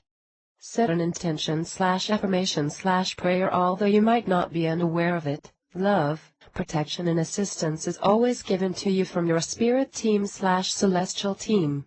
This divine team can consist of guardian angels, spirit guides, higher self, ascended masters, ancestors, spirit animals/power animals and so on. You can call upon their assistance at any time. The best time to set an intention is first thing upon waking. Say the intention 3 times out loud. Here are a few examples of prayers or affirmations that you could try. Prayers. I call upon my spirit team for protection, both spiritually and physically, as I begin my day. Thank you. Thank you, angels, for my protection both spiritually and physically, as I start my day. I am safe and totally protected by the universe from all energy that is not for my highest good. Thank you. Affirmations. I am safe and protected both spiritually and physically. I am safe and powerfully protected. Smudge your aura. Smudging is a Native American practice using white sage to cleanse any negative energy. Light the white sage smudge stick or incense. You can also use sandalwood, and use your hand to direct the smoke over your head, face, front/sides of your body, under your feet, around your hands and arms, and as much of your back as you can reach. You can also use white sage to cleanse environments or objects of negative energies. Crystals/gemstones. Wear or carry crystals with protective qualities. The best stone that protects the aura from negative energy, psychic attack and energy vampires is labradorite. Black tourmaline and black obsidian are also great stones that protect the aura from all negative energies. Rose quartz crystal is also good for replacing negative feelings with positive ones. Amethyst crystal is great for healing holes in the aura and draws in divine energy to protect the aura. Wear one of these crystals in a piece of jewelry. It will transmit a vibration that will help shield your energy. Choose a crystal that you are drawn to. Make sure before wearing the crystal that it is cleansed. See Chapter 4. For more information about psychic protection using crystals, I recommend reading Crystals for Psychic Self-Protection by Judy Hall. Talisman and amulets. Wear protective symbols as jewelry or amulets depending on your belief systems. You can wear a cross, pentagram, Star of David, Eye of Horus, Ankh, any known symbol of protection. Wear what you feel and believe will protect you. Bubble of light. Create a protective barrier around your aura. Visualize a bright golden light or white light sphere or bubble, big enough to fit you inside, coming down to the crown of your head and then falls out over you and down under your feet. Press your legs and hands outwards, touching the wall of the bubble. Feel the loving energy from our Creator, flowing throughout the bubble. Know that you are protected and safe from any negative energy coming inside your bubble. Energy healing. Receiving energy healing daily like Reiki will increase the flow of energy to help clear any blockages you have in your chakras and your aura, such as any negative energies and negative emotional attachments that may need to be removed. Cleansing bath. Cleanse your aura and physical body by soaking in a steaming tub of water with sea salt or lavender bath sea salt. As you sit in the bath, imagine the water is drawing out all the negativity energies from your aura, leaving your body cleansed and calm. Sit for about 20 minutes. Physical body barriers. Cross your arms and legs to protect your aura. When you are around someone that seems to be draining your energy or saying negative things, calmly and discreetly, cross your arms and legs to close off the human energy field and also to protect various chakra energy centers. Fold your arms over your chest in a cross position. This will protect your solar plexus chakra, which is associated with your personal power. You can also cross your fingers. This will help lock in your aura so their energy can't affect yours. Their energy won't be affecting you and eventually they'll get tired or drained and will leave you alone. Waterfall/rainfall. Stand under a waterfall or walk in the rain. Allow the water to flow generously over every inch of your body, head, face, arms, torso, legs, and feet. As the water washes down over your body, imagine the negative energy in your aura being washed and drained away. Swim in the ocean. The ocean water contains salt and minerals. Submerge yourself in ocean water helps cleanse your aura. It is especially useful for drawing minor psychic debris out of your aura. Chapter 8. Using a pendulum to clear and balance the aura. Within you is the light of the world. It must be shared. Peace Pilgrim. A pendulum consists of a weighted object that is hung from a single chain or cord. Pendulums with quartz crystal or metal ball are used for dowsing purposes such as finding answers to questions, locating objects, finding water, diagnosing medical conditions and much more. A pendulum works by tapping into our subconscious mind, which in turn taps into the superconsciousness mind, the higher self, to bring the answer forward to our conscious mind. The pendulum acts as a form of receiver and transmitter, from your subconscious or higher self. As the pendulum moves, you gain answers in response to yes or no questions. You can purchase a pendulum at any holistic shop. The most popular choices are quartz crystal and amethyst. Make sure the pendulum has a point at the end. If money is tight, you can make one with just a ring, key or a pendant at the end of a chain. Also allow a pendulum to choose you. If you like the way it looks or feels, it is meant for you. Don't allow anyone else to touch or use your pendulum. It uses your own energy and as such should not be touched by others who may impart their vibrations into the pendulum and thereby reduce its reliability. Keep the pendulum with you as much as possible during the first 3 weeks to have it absorb your own energies. If you want to know more about dowsing with a pendulum, I recommend a book called Unlock Your Intuition by Andrea Hess. Cleansing the pendulum. Before using your crystal pendulum, you need to cleanse it. See Chapter 4, Programming the Pendulum. Before you can start dowsing with the pendulum, your pendulum needs to be programmed so you know how your subconscious mind wishes to specify a yes or no or not available answer. Hold the pendulum in your hands, take 3 slow deep breaths, feel your energy and the pendulum merge. You may want to carry it with you or keep your pendulum close to you at night to set up a strong connection with it. Every time you use the pendulum you must set an intention saying something like, I request that all information comes from my higher self in alignment with divine truth, for my highest good and the highest good of all beings everywhere. Thank you, thank you, thank you. Hold the pendulum in your hands, take 3 slow deep breaths, and say the intention written above. Now hold the pendulum between your thumb and index finger of your dominant hand, with your elbow slightly bent at your side or rested on a table. Let the wrist relax, hold the chain securely but lightly, keep your hand still. Before asking questions, make sure your mind is clear and calm and you are only thinking of the question. Say out loud, please indicate at ease. The pendulum will swing, either clockwise, counterclockwise around in a circle, back and forth or side to side, or diagonally. Write down the direction the pendulum moves. This will be your yes answer from now on. Reply by saying, thank you. Say out loud, please indicate a no. The pendulum will swing a certain way. Write down the direction the pendulum moves. Reply by saying, thank you. Say it loud, please indicate not available. The pendulum will either not swing or will vibrate gently. Reply by saying, thank you. Test the pendulum by asking simple questions that you know, for example, is my name, is my age, etc. Guidelines before using the pendulum. Before using the pendulum, you must ensure you get the correct response from the pendulum. Ask the right questions. To get accurate and clear answers from the pendulum, avoid asking questions about time, questions about what will happen in the future, and questions that start with will I, should I, could I, am I, suppose, supposed to. Asking at the wrong time. Sometimes the pendulum may not want to answer a question because the time is not right. Ask, is this the right time to ask a question? Or, is it okay to ask a question?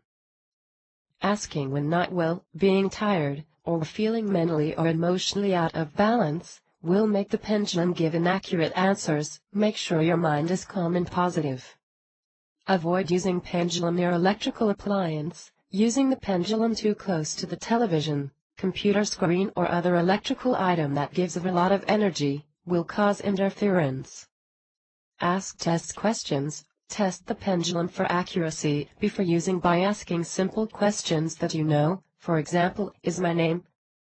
Is my age? Am I female? Am I living in? Etc. Clear the pendulum. Clear the pendulum, yourself and your environment using white sage. Using the pendulum. 1. Sit up in your chair. Make sure your back is straight and your legs are shoulder width apart, and your feet are flat on the ground. 2. Do the breathing practices. See Chapter 13. 3. Ground yourself. See Chapter 11. 4. Hold the pendulum in your hands. Take 3 slow deep breaths, and say the intention written above. Now hold the pendulum between your thumb and forefinger of your dominant hand, with your elbow slightly bent at your side or rested on a table. Let the wrist relax. Hold the chain securely but lightly. Keep your hand still. 5. Before we get started, we need to make sure we are connected to our higher selves. Ask, am I connected to my highest self? If yes, then begin asking questions. If the answer was no, ask, please remove anything that is blocking the connection to my highest self. The pendulum will swing in a counterclockwise circle until it has completely stopped. You should now be connected to your higher self. To make sure, ask again, am I connected to my higher self? If no, the pendulum may need to be cleared. Ask, please clear this pendulum and me of any being that is not of divine love and light. The pendulum will swing in a counterclockwise circle until it has completely stopped. Ask, am I connected to my higher self? 6. You will want to clear, balance and expand the aura. Ask the following questions. Is my aura clear of negative energies? Y/N. If no, please clear the negative energies from my aura. Allow the pendulum to swing in a counterclockwise circle until it has made a complete stop, and then ask the previous question again, to make sure the aura is clear. Once you have cleared the aura, you'll want to balance it. Ask, is my aura balanced? Y/N. If no, please balance my aura. Allow the pendulum to swing in a counterclockwise circle until it has made a complete stop. Your aura should be now balanced. Once you have balanced the aura, you'll want to expand it. Ask, can I increase my aura? Y/N. If yes, please increase my aura to 100%. Allow the pendulum to swing in a counterclockwise circle until it has made a complete stop. Your aura should be now expanded. Part 4. Cleansing and Balancing the Chakras. Chapter 9. What are the chakras? Life is like riding a bicycle. To keep your balance, you must keep moving. Albert Einstein. Chakras are wheels of rotating energy that look like vortexes. They are the energy centers in our body in which energy flows through. There are 7 major chakras and many minor chakras. Each of the 7 major chakras is also connected to one of the endocrine glands and a group of organs of the physical body. The 7 chakras start from the base of the spine and finish on the top of the head. Each chakra is continuously rotating and emits light of one of the colors in the rainbow. The root chakra, the first chakra, has the slowest revolving speed, while the crown chakra, the 7th chakra, rotates the fastest. Each chakra also corresponds with a different aspect of your life, so you can target a specific chakra depending on the problem you want to solve or the goal you want to achieve. Blocked energy in one or more of the chakras can often lead to health issues, stress and unbalance, so it's important to understand what each chakra represents and what you can do to keep the energy flowing freely and restore its balance. The 7 chakras and their related positions on the body. First chakra, root chakra, red. The root chakra is located at the pubic bone, the base of the spine. It is the center of physical survival, security and safety. The chakra is balanced. The root chakra is about being physically there and feeling at home in situations. If it is open, you feel grounded, stable and secure. You feel present in the here and now and connected to your physical body. You feel you have sufficient territory. You can also balance the root chakra by doing the grounding practices in Chapter 11, Blockages. If you tend to be fearful or nervous and feel insecure, your root chakra is probably underactive. If this chakra is overactive, you may be very materialistic and greedy. You are probably obsessed with being secure and resist change. Body parts/system, feet, legs, perineal body. Affirmations: I am centered and grounded, I am powerfully protected, I am safe and I am free. Second chakra, sacral chakra, orange. The sacral chakra is located just below the navel, 1-2 inches. It is the center of sexuality, pleasure, relationships and creativity. The chakra is balanced. When it is open, your feelings flow freely and are expressed without you being over-emotional. You are open to intimacy and you can be passionate and lively. You have no problems dealing with your sexuality. Blockages: if you tend to be stiff, unemotional and you are not very open to people. The sacral chakra is underactive. If this chakra is overactive, you tend to be emotional all the time. You will feel emotionally attached to people and can be very sexual.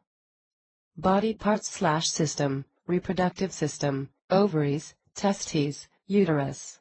Affirmations: I am a sensual and creative being. I am surrounded by relationships that feel good. Third chakra, solar plexus chakra, yellow. The solar plexus chakra is located above the navel, just below the center of the rib cage. It is the center of personal power, willpower and purpose. The chakra is balanced. This chakra is about asserting yourself in a group. When it is open, you feel in control and you have sufficient self-esteem. Blockages: when this chakra is underactive, you tend to be passive and indecisive. You are probably timid and don't get what you want. If this chakra is overactive, you are domineering and probably even aggressive. Body parts/system, adrenal glands. Affirmations: I am whole, I am a powerful creator of my life. I feel great purpose and passion for life. I easily manifest my desires. Fourth chakra, heart chakra, green. The heart chakra is located between the breasts, in the center of the chest. It is the center of love, self-acceptance, compassion for self and others. The chakra is balanced, as the heart chakra is about love, kindness and affection. When it is open, you are compassionate and friendly. You work at harmonious relationships. Blockages: when your heart chakra is underactive, you are cold and distant. If this chakra is overactive, you are suffocating people with your love and your love probably has quite selfish reasons. Body parts/system, thymus gland, immune system, heart, chest. Affirmations: I am loved, I let love in. I love and accept myself. I am perfect just the way I am. I am loved and I am worthy. Fifth chakra, throat chakra, blue. The throat chakra is located at the base of throat, hollow of the collarbone. It is the center of psychic hearing, clairaudience, sound, communication, speech, creativity, self-expression. The chakra is balanced. This chakra is about self-expression and talking. When it is open, you have no problems expressing yourself and you might be doing so in a creative way. Blockages: when this chakra is underactive, you tend to not speak as much and you probably are introverted and shy. Not speaking the truth may block this chakra. If this chakra is overactive, you tend to speak too much, and not listen to anyone, usually to dominate and keep people at a distance. Body parts/system, neck, throat, vocal cords, thyroid gland, parathyroid gland, auditory system. Affirmations: I speak my inner truth. I express myself in loving ways. I speak my truth with confidence. Sixth chakra, third eye chakra, indigo. The third eye chakra is located just above the eyebrows in the middle of the forehead. It is the center of extrasensory perception, wisdom, consciousness and intuition. The chakra is balanced. This chakra is about insight and visualization. When it is open, you have a good intuition. You may receive divine wisdom and knowledge through your mind's eye or dreams. Blockages. If it is underactive, you are not very good at thinking for yourself and you may tend to rely on authoritative people. You may be rigid in your thinking, relying on beliefs too much. You may even get confused and be unfocused in your thinking. If this chakra is overactive, you may get migraines that last for hours or days. You may also live in a fantasy world and in excessive cases hallucinations are possible. Body parts/system. Pituitary gland works with the pineal gland. Eyes. Affirmations. I see my inner guidance. I trust my intuition. I can see clearly. 7th chakra, crown chakra, violet. The crown chakra is located just above the crown of the head. It is the center of spiritual enlightenment, divine wisdom, spiritual awakening, spiritual awareness and higher consciousness. The chakra is balanced. This chakra is about wisdom and being one with the world. When this chakra is open, you are unprejudiced and quite aware of the world and yourself. Blockages. If it is underactive, you are not very aware spiritually. You are probably quite rigid in your thinking. If this chakra is overactive, you are probably intellectualizing things too much. You may be addicted to spirituality and probably ignoring your bodily needs. Body parts/system. Pineal gland works with the pituitary gland. Affirmations. I am complete and one with the divine spirit. I am one with the infinite mind. I am one with the source of all life. I am complete and one with the universal mind. Chapter 10. Cleanse and balance the chakras. The more light you allow within you, the brighter the world you live in will be. Shake Tiger 1. There are many ways of cleansing and balancing the chakras, from sound therapy, affirmations, color therapy, yoga, Reiki healing, pendulum browsing, crystal healing, positive thinking, emotional freedom techniques, EFT, aromatherapy and guided visualization meditations. Also, being able to let go of negative limiting emotions and to express our emotions to others is essential to having a healthy energy system. Emotions not felt or expressed remain stuck in our physical and our energy bodies, creating blockages in our chakras.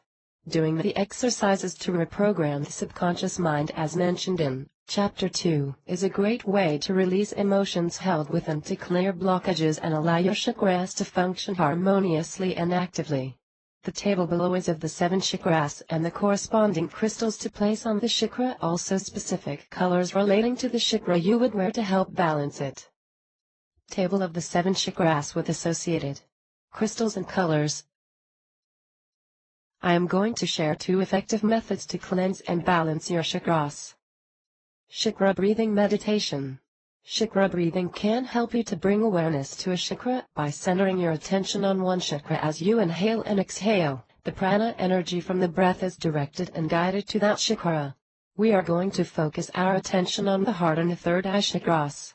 As I have mentioned before, the heart is connected to the brain, so we need to focus on the heart chakra also. Begin the meditation. 1.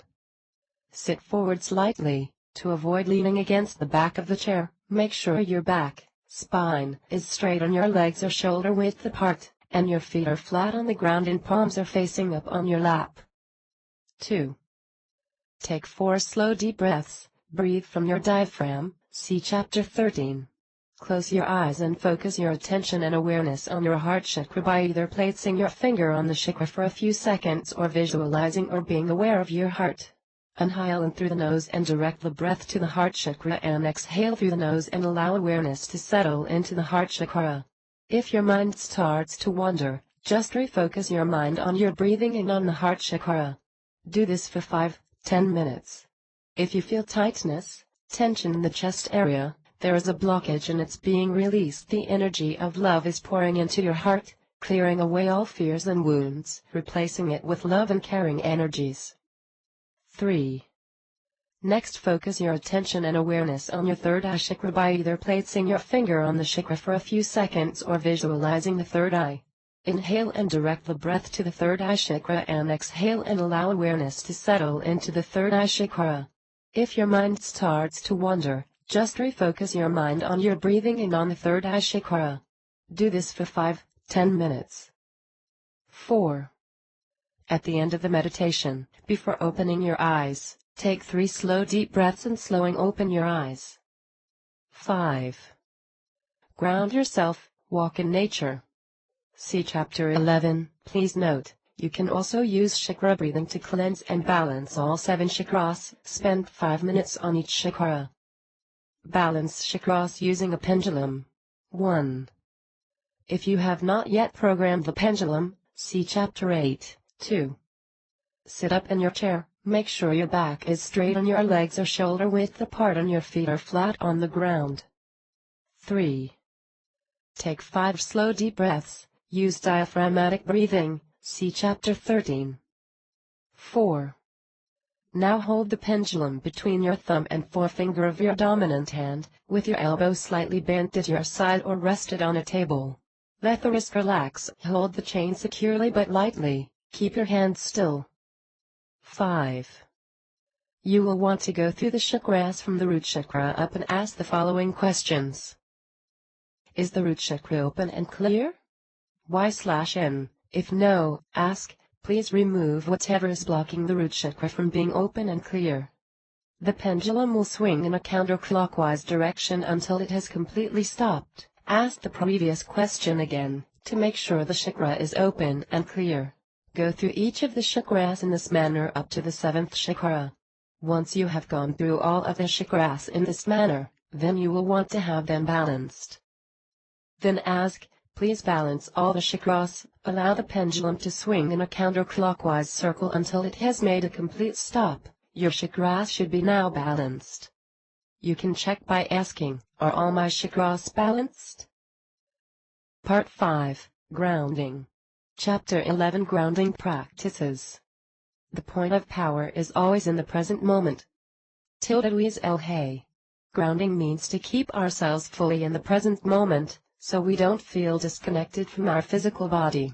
Grounding is very important if you want to develop your psychic abilities. We need to be present and focused, so that the information that we are receiving is dependable and is interpreted correctly. I give you an example. You may have given a psychic reading, meditated or did some healing work and afterwards you felt slightly dizzy, had a headache or felt overwhelmed. This is the natural reaction of the physical body to intense energy moving through it. Your physical body does not have enough capacity to contain the energy being received, so it needs to release the unneeded or unwanted energy. So when you ground yourself, you are releasing the unwanted and unneeded excess energy, to allow ourselves to be fully present in the moment within our physical body. How to know if you are grounded or ungrounded? Things you can do to ground yourself in the present moment. Hold in your left hand a piece of grounding stone, such as a black obsidian or hematite, see Chapter 4, to learn how to cleanse your crystal.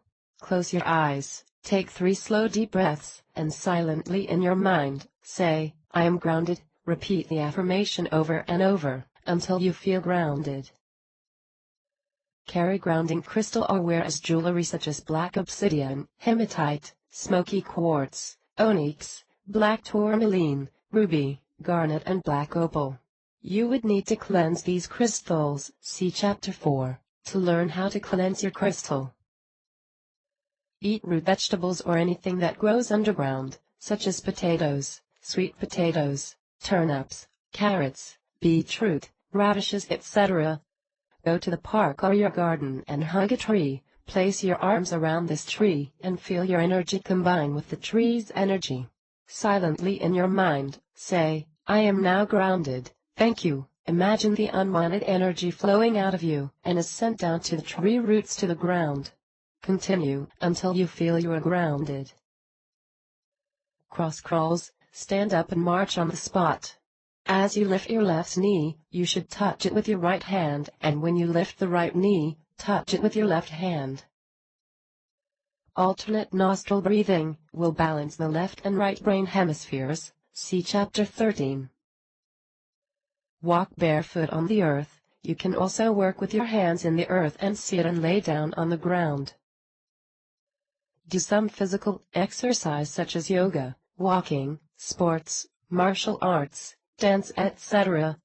Wear grounding colors, such as red, black or brown. Grounding visualization. Sit forward slightly. To avoid leaning against the back of the chair, make sure your back, spine, is straight and your legs are shoulder width apart, and your feet are flat on the ground and palms are facing up on your lap. Close your eyes, take 3 slow deep breaths, become aware of your breathing. While your feet are flat on the ground, push your weight onto your feet and grip your toes to the ground and visualize roots coming out of your feet. Feel and visualize the roots going deep down to the center of the earth. Do this for 5 minutes or for as long as you can. Use essential oils: sandalwood, lavender, cedar, rosewood, myrrh, oak moss, ylang-ylang or chamomile. Use grounding techniques which you feel comfortable with and which resonates with you. Part 6. Breathing and Meditation Practices. Chapter 12. Preparation. The will to succeed is important, but what's more important is the will to prepare. Tilda Bobby Knight. Before we start the breathing and meditation practices, we need to prepare ourselves and our scared space. The sacred space could be a section in your living room, bedroom or anywhere you can get free of other people, obstructing objects, and gives you the space and peace needed for the duration of the meditation and breathing practices. Add what you need to the sacred space to make you feel more comfortable and relaxed. Here's a checklist of things you may include. 1. Light a candle, turn down the lights or draw your window shades. Your space should be dark or dim. By lighting a candle, the flame represents a connection to universal consciousness, higher consciousness, which is the spirit of love and light which resides in each one of us. Fire is also associated with strength, movement and energy. It is also seen as very purifying and protective. 2. Incense sticks or scented candles. There are many varieties of incenses available and each has their different uses. Incense can help to achieve states of calm and also cleanse the area and attract positive vibrations. Choose which incense you like the smell of and connect with spiritually. So, which types of incenses are great for meditation? There are several. I recommend one of the 3 types. Sandalwood. The scent of sandalwood is sweet, warm, rich and woody. Sandalwood has been used as incense for over 3,000 years. The scent of sandalwood has a special calming effect and has been used to treat anxiety and depression. It can also assist with opening the third eye and is considered to enhance receptiveness and balance the mind.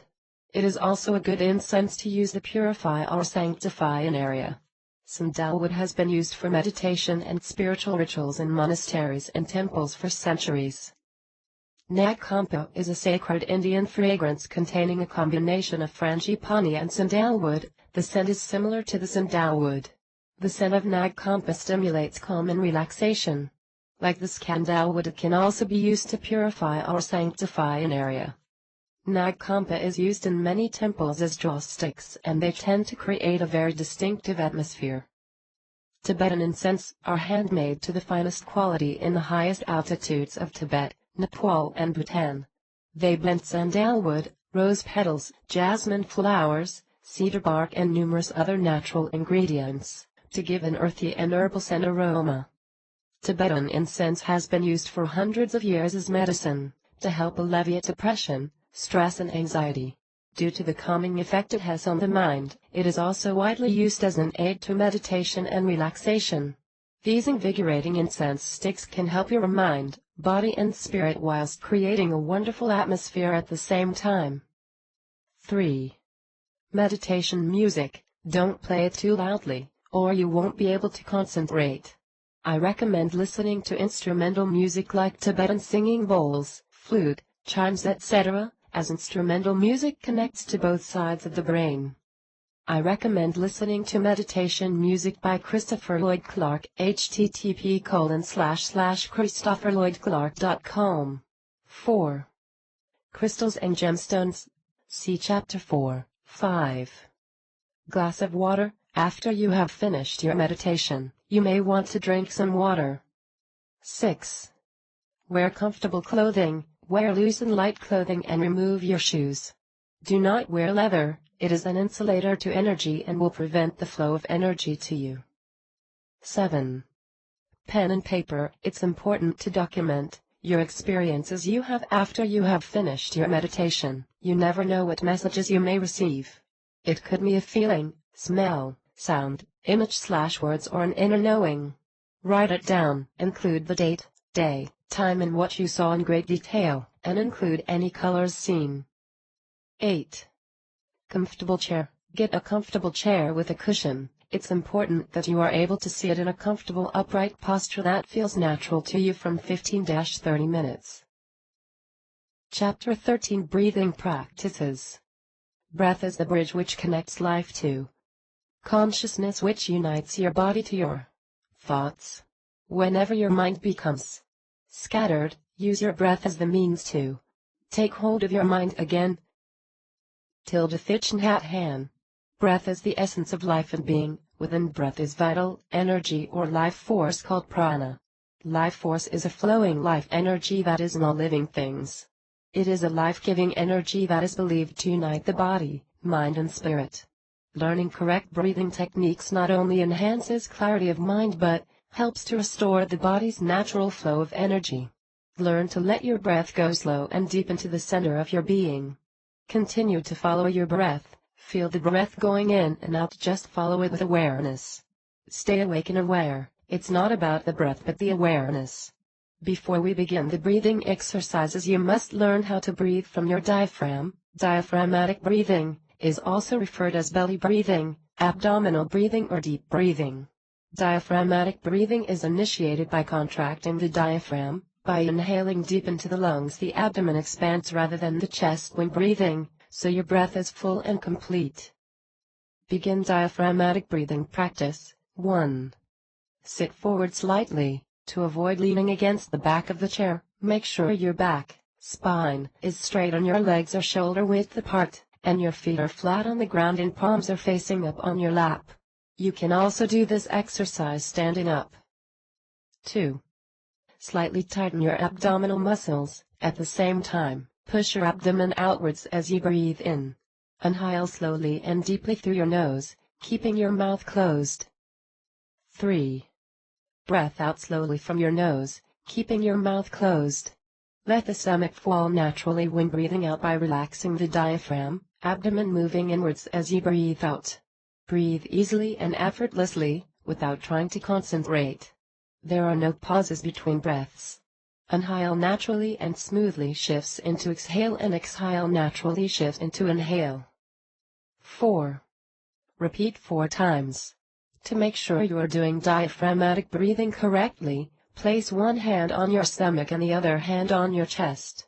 As explained above, inhale slowly and deeply through your nose, keeping your mouth closed. As you inhale, your stomach has expanded outwardly. Exhale slowly and deeply through your nose, keeping your mouth closed. As you exhale, your stomach has fallen inwardly naturally. As you do the exercise, the hand on your stomach should be moving out as you inhale and in as you exhale. Your hand on your chest should not be moving.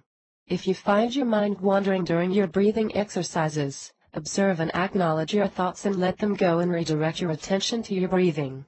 Now you are ready to begin the breathing and meditation practices. Please make sure you are breathing from your diaphragm, as described above. Nadi Shodhana. Alternate nostril breathing. Nadi Shodhana is a yogic pranayama breathing practice. The name comes from 2 Sanskrit words, nadi, meaning channel, and Shodhana, meaning cleansing, or purifying. Nadi Shodhana clears blocked energy channels, to restore and balance the flow of prana in the body. Alternating the breathing of each nostril, channels the air through the body in a constant flow. This will balance the nadis throughout the body and synchronizes the left and right hemispheres of the brain, relieving tension and calming the mind. Breathing in through your left nostril will access your right brain, and breathing in through your right nostril will access the left brain. Alternating your breath between either nostril will balance both brain hemispheres, allowing you to activate and access your whole brain. We are going to use the ratio of 4-8-8, inhaling for a count of 4, holding the breath for the count of 8 and exhaling for the count of 8. Doing Nadi Shodhana breathing for 5 minutes is great preparation before you start your meditation. Begin Nadi Shodhana practice. 1. Sit forward slightly. To avoid leaning against the back of the chair, make sure your back, spine, is straight and your legs are shoulder width apart, and your feet are flat on the ground and palms are facing up on your lap. You can also do this breathing practice standing up. 2. Use the right thumb to close off the right nostril. 3. Breathe in slowly for the count of 4, through the left nostril. 4. Hold your breath for the count of 8. 5. Now close the left nostril with your ring finger or little fingers and release the thumb off the right nostril. 6. Breathe out for the count of 8, through your right nostril. 7. Now, breathe in slowly for the count of 4, through the right nostril. 8. Hold your breath for the count of 8. 9. Use the thumb to close of the right nostril. 10. Breathe out for the count of 8, through the left nostril. 11. This completes one full round. Do this exercise for 5 minutes. Sit quietly for a few moments after you have finished. Chapter 14 Meditation Practices. The here and now is all that really is. The past and the future exist only in your imagination. The only time you ever have is the present moment. You can only live in and experience the present. Tilda Emmett Fox. The goal of meditation is to focus and quiet your mind, eventually reaching a higher level of awareness and inner calm. You can meditate anywhere and at any time, allowing yourself to access a sense of calmness and peace no matter what is going on around you at the present time. There are many forms of meditations. The most practiced ones are yoga meditation, transcendental meditation, Zen meditation, meditation, mindfulness meditation, also called Vipassana meditation, and many more. I have found that yoga meditation is the best form of meditation for spiritual and psychic growth. The teachings of Yoga Sutras of Patanjali and Kriya Yoga practice is based on an ancient yoga science. Its techniques and philosophies attune one's individual consciousness with the divine consciousness and accelerates your spiritual growth. To find out more about yoga meditation and its practices, read a book called Yoga Meditation, Still Your Mind and Awaken Your Inner Spirit by Stephen Sturgis. I understand that yoga meditation may not be for everyone. Try different types of meditation until you find one that suits you the best. Eventually you may develop your own meditation style and technique, which is perfectly fine. I am going to share with you 3 meditations that are easy to do and very effective. Before we begin the meditations, decide how long you are going to meditate for. I recommend meditating 15 minutes twice a day or 30 minutes once a day, either in the evening or early morning. If you are a complete beginner, I would start with 5-10 minutes a day and build it up as you start to feel more comfortable with meditating. Once you have decided on the length of the meditation, you need to select a time for meditation practice. You should try to meditate at the same time each day. It is not a good idea to meditate just after eating a big meal. The body will be heavy, the consciousness will be heavy, and your meditation will not be great. It is advisable to meditate on an empty stomach. At least 2 hours should lapse between your meal and the time that you sit down to meditate. Wear loose and light clothing and remove your shoes, especially if you are wearing leather, as it is an insulator to energy and will prevent the flow of energy to you. Before starting your meditation, do the deep breathing practices or the Nadi Shodhana mentioned in the last chapter, as this will calm your mind and restore your balance, especially if you had a very stressed day. During the meditation, if you get thoughts drifting in your mind or you see images during your meditation, observe them without judgment and let them go and gently redirect your attention back to your breathing. Now you are ready to begin meditating. Try the different meditations and make sure you are breathing from the diaphragm as explained in the last chapter. Soham Mantra Meditation. The Soham Mantra is a simple but powerful technique that uses the breath and the repetition of a mantra to quiet the mind and relax the body. Soham is a central mantra practice of yoga meditation and is a Sanskrit word that means, I am that, or, I am that I am. This mantra will help increase your awareness to a state of expanded consciousness. Begin Soham Mantra Meditation. 1. Sit forward slightly. To avoid leaning against the back of the chair, make sure your back, spine, is straight and your legs are shoulder width apart, and your feet are flat on the ground and palms are facing up on your lap. 2. Take 5 slow deep breaths. Use diaphragmatic breathing, see Chapter 13. Then close your eyes and as you take a slow, deep breath through your nose, silently in your mind repeat the word Su. 3. Then slowly exhale through your nose while silently in your mind repeating the word Hum. Continue to allow your breath to flow easily, silently repeating Su. Hum. With each inhale and exhale of the breath. 4. Whenever your attention drifts to thoughts in your mind, sounds in the environment, or sensations in your body, gently return to your breath, silently repeating Su. Hum. 5. Do this process for 10 to 15 minutes or until you have entered a deeper level of awareness and consciousness. It will then become unnecessary to continue repeating the mantra. Silent meditation using a mantra. A moram, as it should be properly pronounced, is a sacred mantra or sound. The vibration of Om represents the manifestation of God in form. Hindus believe that when God first created the earth, the divine consciousness took the form of the first vibration manifesting as sound, and the universe arose from it. Begin the silent meditation using a mantra. 1. Sit forward slightly. To avoid leaning against the back of the chair, make sure your back, spine, is straight and your legs are shoulder width apart, and your feet are flat on the ground and palms are facing up on your lap. 2. Take 5 slow deep breaths. Use diaphragmatic breathing, see Chapter 13. Then close your eyes and as you take a slow, deep breath through your nose, slowly exhale through your nose, say out loud repeating the word OMMMMMMM. Repeat 2 more times. 3. Inhale in through the nose and exhale through the nose. Just breathe easily and effortlessly, without trying to concentrate. Allow there to be no pauses between breaths. Inhale naturally and smoothly shift into exhale and exhale naturally into inhale. If thoughts enter your mind or you see images, accept these experiences and let them go and just refocus on your breathing. Do this for 15-30 minutes. 4. At the end of the meditation, before opening your eyes, take a slow deep breath through your nose, slowly exhale through your nose, saying out loud the word OMMMMMM. Repeat 2 more times and slowing open your eyes. 5. Ground yourself, walk in nature, see Chapter 11, Heart Healing Meditation. Meditating on the spiritual heart creates healing. By focusing on the heart, you can learn to heal emotional wounds, and bring balance back into your life. The heart chakra meditation involves releasing unresolved emotional pain from the past. In order to connect to your heart, you have to first clear away old emotional energy. After doing this meditation you will feel more love and inner peace within yourself. You can also use this meditation on other chakras that may need healing. Begin the heart healing meditation. 1.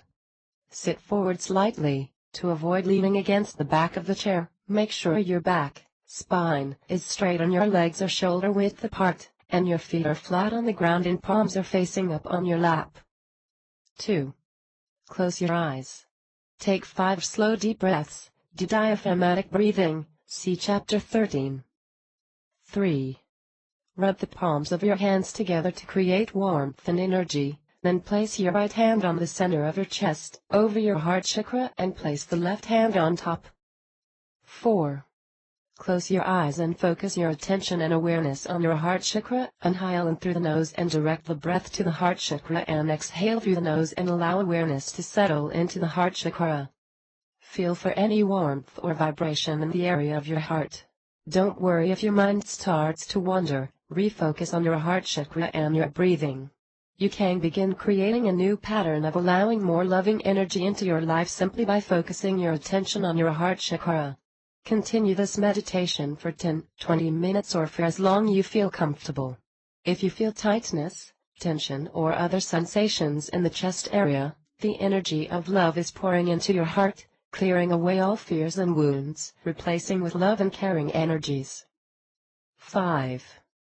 At the end of the meditation, before opening your eyes, take 3 slow deep breaths and slowing open your eyes. 6.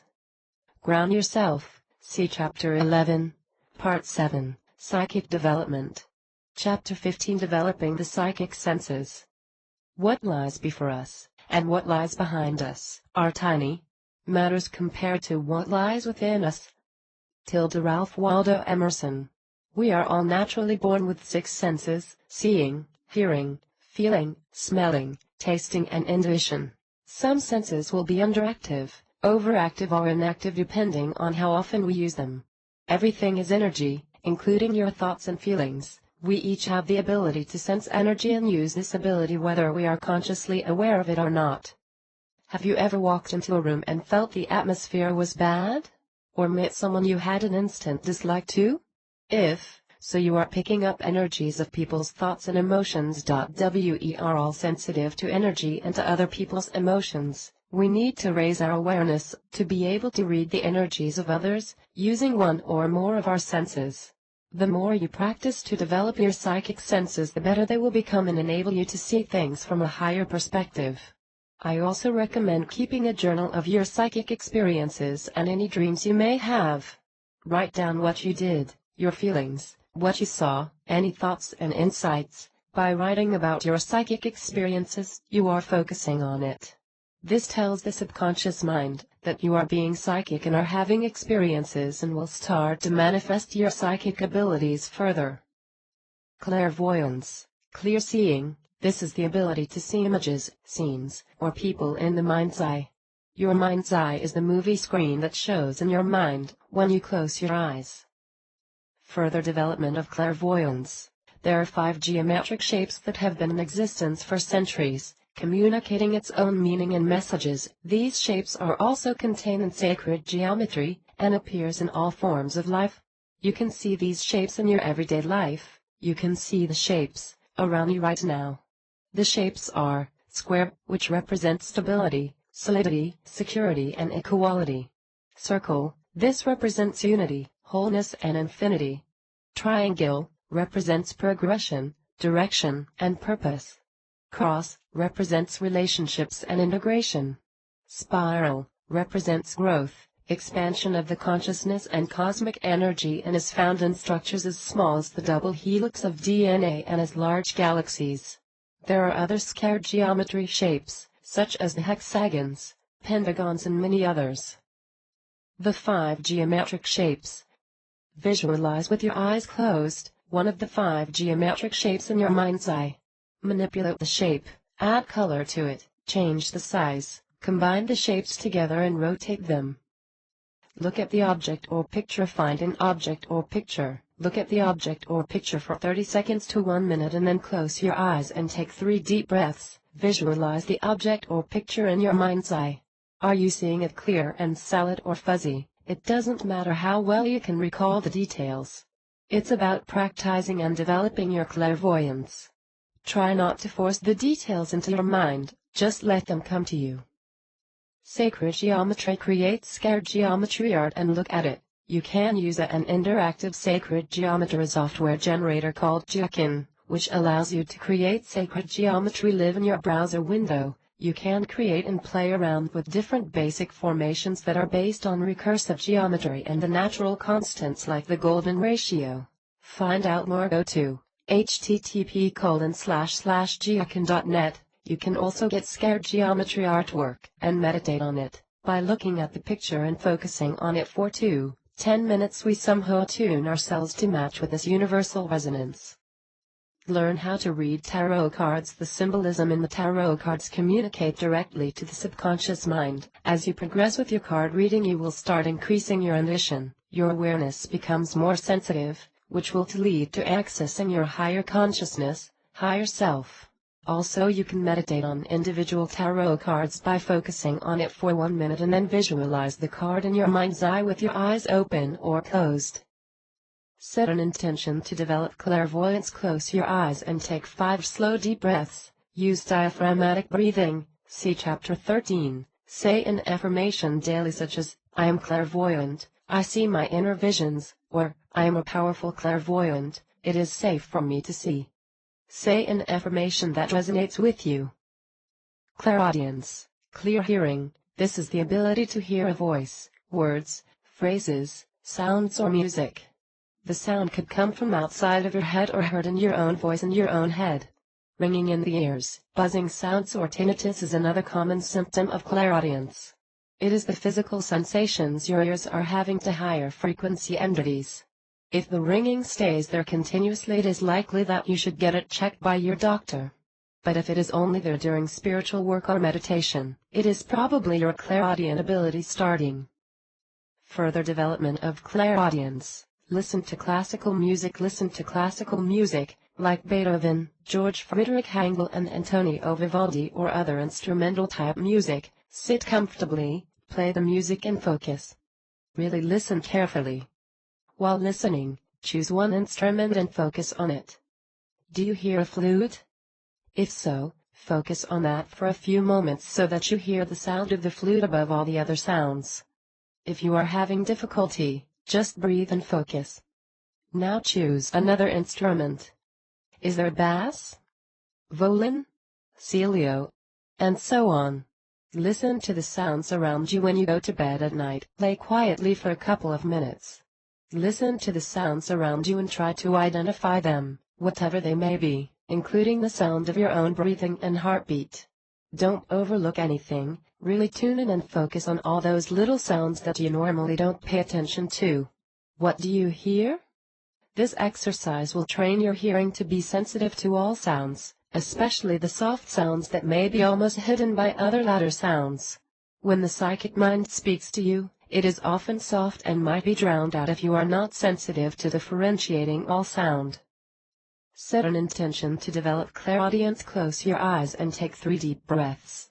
Say an affirmation daily such as, I can hear my inner voice, or, I am powerfully clairaudient. Say an affirmation that resonates with you. Clairaudience, clear feeling. This is the ability to pick up on the energy and emotions that surround us on a daily basis.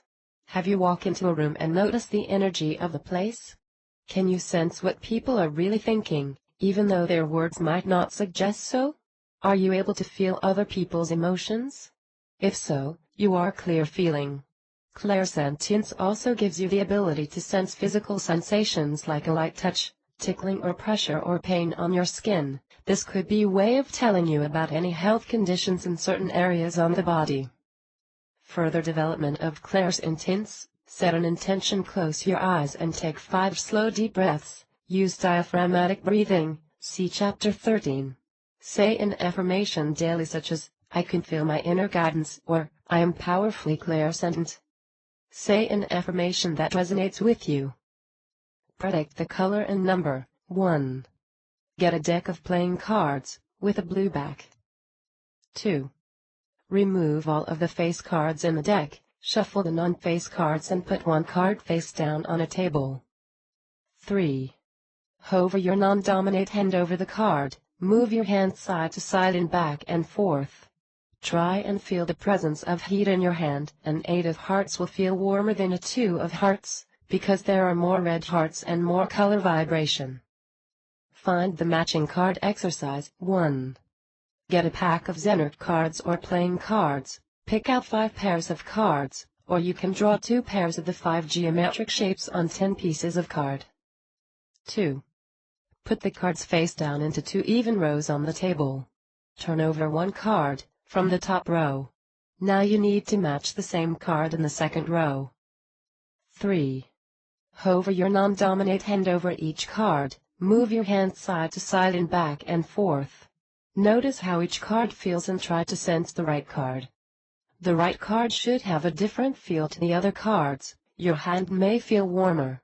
Act on your first impression. If you believe that is the right card, just turn it over and see if you are right. Claircognizance, clear knowing. You discover that you know things, without knowing how you know. You get ideas, concepts and thoughts popping into your head, basically coming from nowhere. When this ability is further developed, you will become good at problem solving, creating new ideas and understanding abstract concepts. The knowledge/information is being sent by your higher self, guides or other higher entities to your mind in the form of thought. Further development of claircognizance. Do automatic writing. Start automatic writing. Get a pen and paper or open a Word document. Ask your higher self a question out loud or in your mind. You can ask anything you like. Once you have asked the question, begin writing. Write down whatever comes to your mind even if it makes no sense. Don't allow your mind to think about the information you're receiving. Once you've finished writing, go back and take a look at what you've written.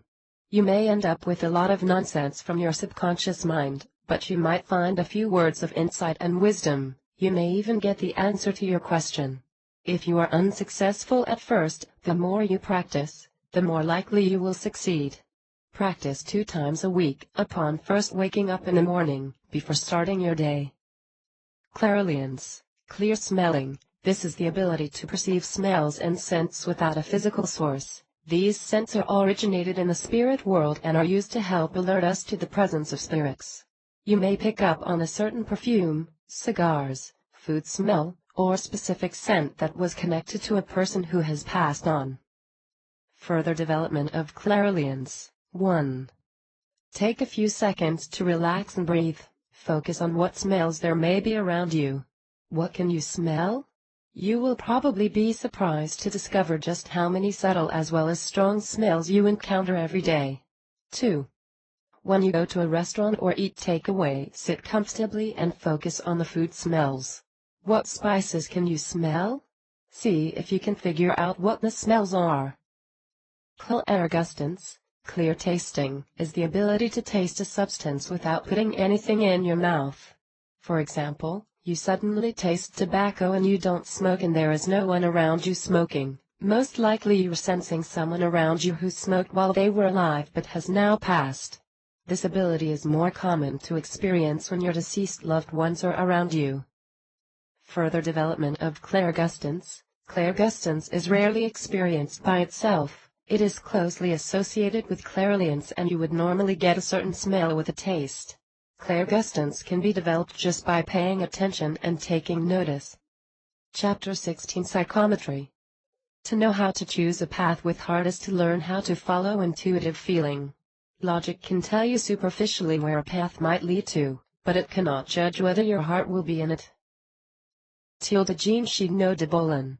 Psychometry is the ability in which a person can sense or read the history of an object by touching or holding it. As you know, everything is energy. Objects store information of its previous owners. Psychics are able to sense residual vibrational energy stored in objects previously owned. Information may be a location, a time, a feeling, a scene, smell or taste. The objects that are the easiest and best to read are objects that someone carries around them on a regular basis because the owner's vibrational energy is actively attached to the object. Metal objects such as jewelry, watches, or keys work the best because metal are an excellent conductor of energy. A handwritten letter or notes is another good object to read, as thoughts are a high vibration. It's also important to remember that an object may have been handled by more than one person, thus its history may reveal things that are not relevant to the owner. If, for example, an object has been passed on down the family, it will contain information about its previous owners. Begin psychometry exercises. Read a photograph. 1. Ask someone to give you a photograph. Hold it with your non-dominant hand or whatever hand you feel is able to read the photograph. 2. Meditate for 10-15 minutes to calm your mind and to tune in. Take 5 slow deep breaths, diaphragmatic breathing, see Chapter 13, and look at the photo. What impressions do you get? What do you feel? What type of person are they? What is their character like? Do you get a positive or negative vibe from the person?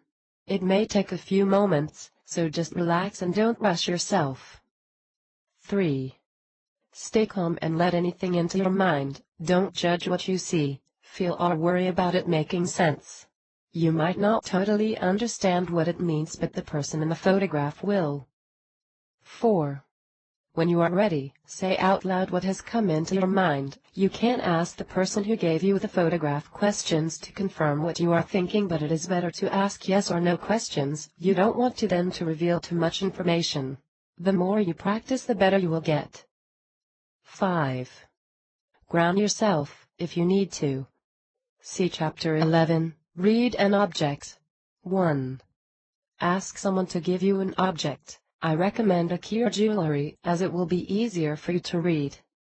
Hold it with your non-dominate hand, or whatever hand you feel is able to read the object. 2.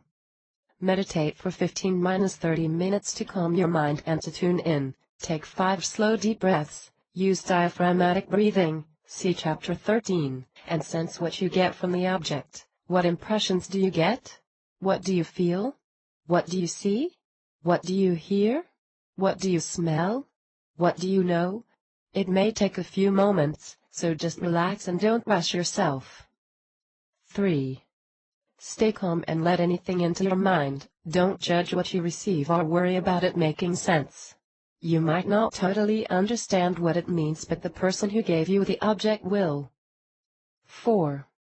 When you are ready, say out loud what has come into your mind. You can't ask the person who gave you the object questions to confirm what you are thinking, but it is better to ask yes or no questions. You don't want them to reveal too much information. The more you practice, the better you will get. 5. Ground yourself, if you need to. See Chapter 11. Read the words. 1. This exercise is done with 2 people. You each need to have a piece of white blank paper and a pen. One person must write the full name of a famous person, whether they are male or female, their profession, and anyone or thing associated with the famous person. The person folds the paper, so the other person cannot see what's on it. 2. Give the paper to the other person. They are going to write down their impressions. Meditate for a few moments to clear your mind. Take 3 deep breaths and sense what you get from the paper. What impressions do you get? What do you feel? What do you see? What do you hear? What do you smell? What do you know? It may take a few moments, so just relax and don't rush yourself. 3. Stay calm and let anything into your mind. Don't judge what you receive or worry about it making sense. You might not totally understand what it means yet. 4. Write down what came into your mind. When you are finished, share with the other person what you got. Do the exercise again. Go hunting. Advanced exercise 1. Meditate for 15-30 minutes to clear and calm your mind. 2. Go to a second-hand or antiques shop. Pick up an object. Hold it with your non-dominate hand, or whatever hand you feel is able to read the object. 3. Take 5 slow deep breaths. Use diaphragmatic breathing, see Chapter 13, and sense what you get from the object. What impressions do you get? What do you feel? What do you see? What do you hear? What do you smell? What do you know? It may take a few moments, so just relax and don't rush yourself. 4. Stay calm and let anything into your mind. Don't judge what you receive or worry about it making sense. You might not totally understand what it means. 5. Take notes on what come into your mind. You can't ask the shop assistant questions to confirm what you are thinking, but it is better to ask yes or no questions. You don't want them to reveal too much information. Chapter 17 Telepathy. No one can tell, when 2 people walk closely together, what unconscious communication one mind may have with another. Robert Barr. Telepathy is a form of communication to directly send thoughts from one person's mind to another person's mind without using physical interaction. You can transmit information at short or long distances to another person. The transmissions are received to the person's mind as extrasensory perception, ESP. For example, you might see images of the object or just know what the transmission is through your intuition. 1. Meditate for 15-30 minutes to clear and calm your mind. 2. This exercise is done with 2 or more people. You need 5 to 10 pieces of colored paper. Each person will sit back to back. 3. One person, the sender, will choose a color. They will then close their eyes and relax by taking 3 slow deep breaths. Use diaphragmatic breathing, see Chapter 13. Then start to focus your mind on the color. Start visualizing the color in the mind. Try experimenting in various ways on telepathically sending the color. such as visualizing an object associated with the color or correlating the color with your other senses. 4. The other/s, the receiver, will try to guess what the color is. Make sure your eyes are closed, relax by taking 3 slow deep breaths, use diaphragmatic breathing, see Chapter 13, and only focus your mind on the color you are receiving. What impressions do you get? What do you see? What do you feel? What do you know? It may take a few moments, so just relax and don't rush yourself. 5. When a person, the receiver, has guessed which color was sent telepathically, the sender will hold the color paper out to their side to compare their results. Write your results in your psychic journal. If your results are over 40%, then you're developing this ability very well. Do the exercise again, but this time think of letters, numbers, people or objects. Also try doing this exercise with a door between you or over the phone. Chapter 18: How to do psychic readings. The intellect has little to do on the road to discovery. There comes a leap in consciousness, call it intuition or what you will, the solution comes to you and you don't know how or why. Albert Einstein.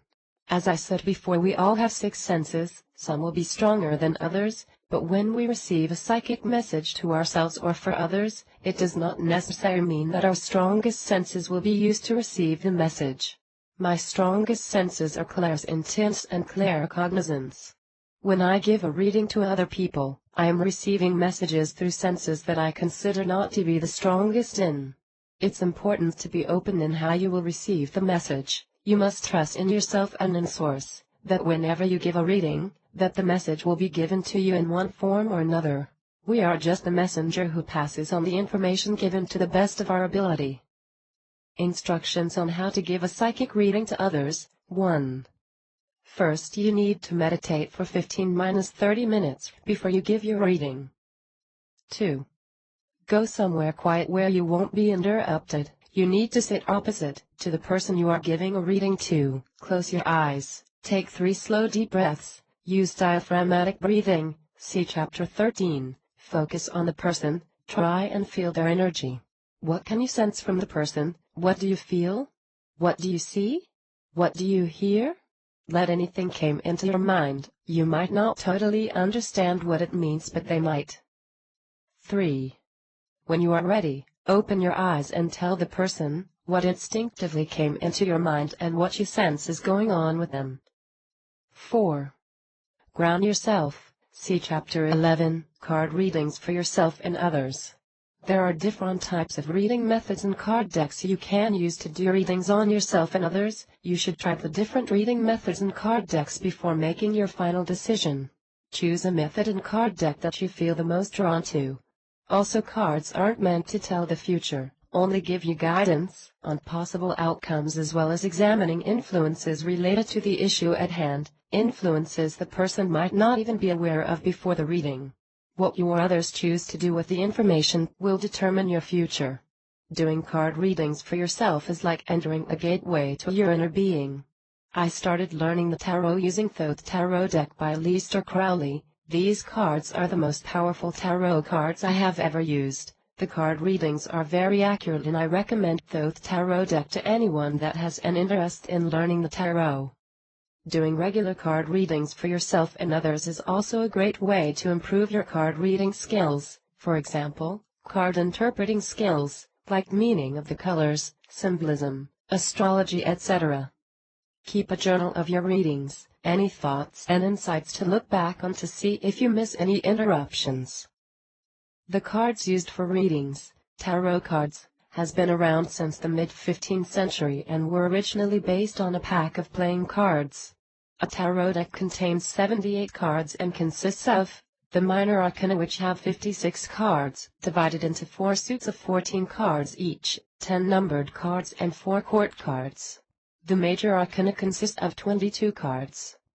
Tarot card readings focus on a specific open-ended question that can give insights into relationships, home life, career and finances.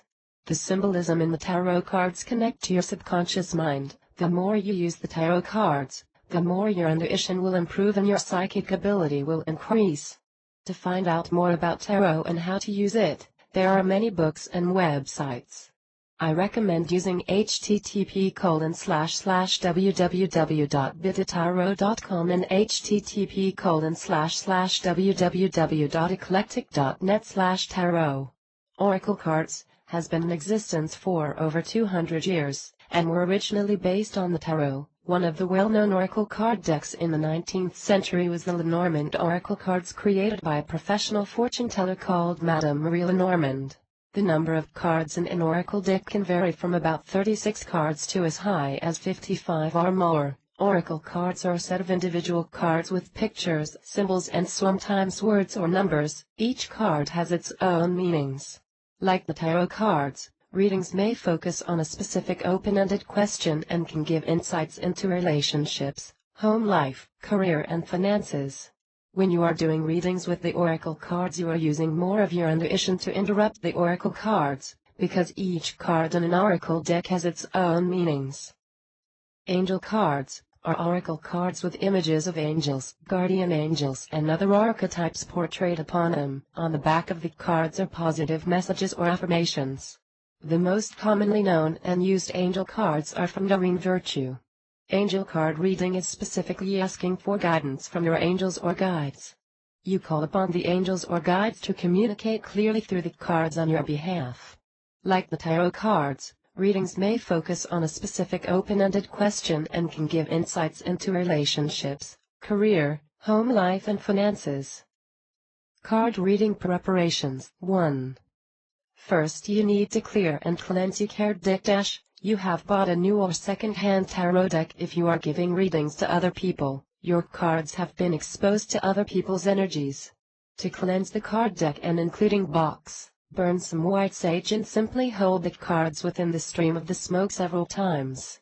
You can also place your cards in a black cotton cloth, put a piece of quartz crystal on top of your card deck, and keep it wrapped for a few days, to cleanse them. 2. Keep your cards in a safe place. You can keep your cards in a box, drawstring pouch, or wrap them in a black cotton cloth. It could be a large square material. When you are doing your readings, you can also place your cards on the cloth. 3. Ask the right questions. To get accurate and clear readings from the cards, avoid asking questions about time, the future, health. Always consult a medical professional first before doing readings. Legal problems. Always consult a legal advisor first before doing readings. Wealth and gambling.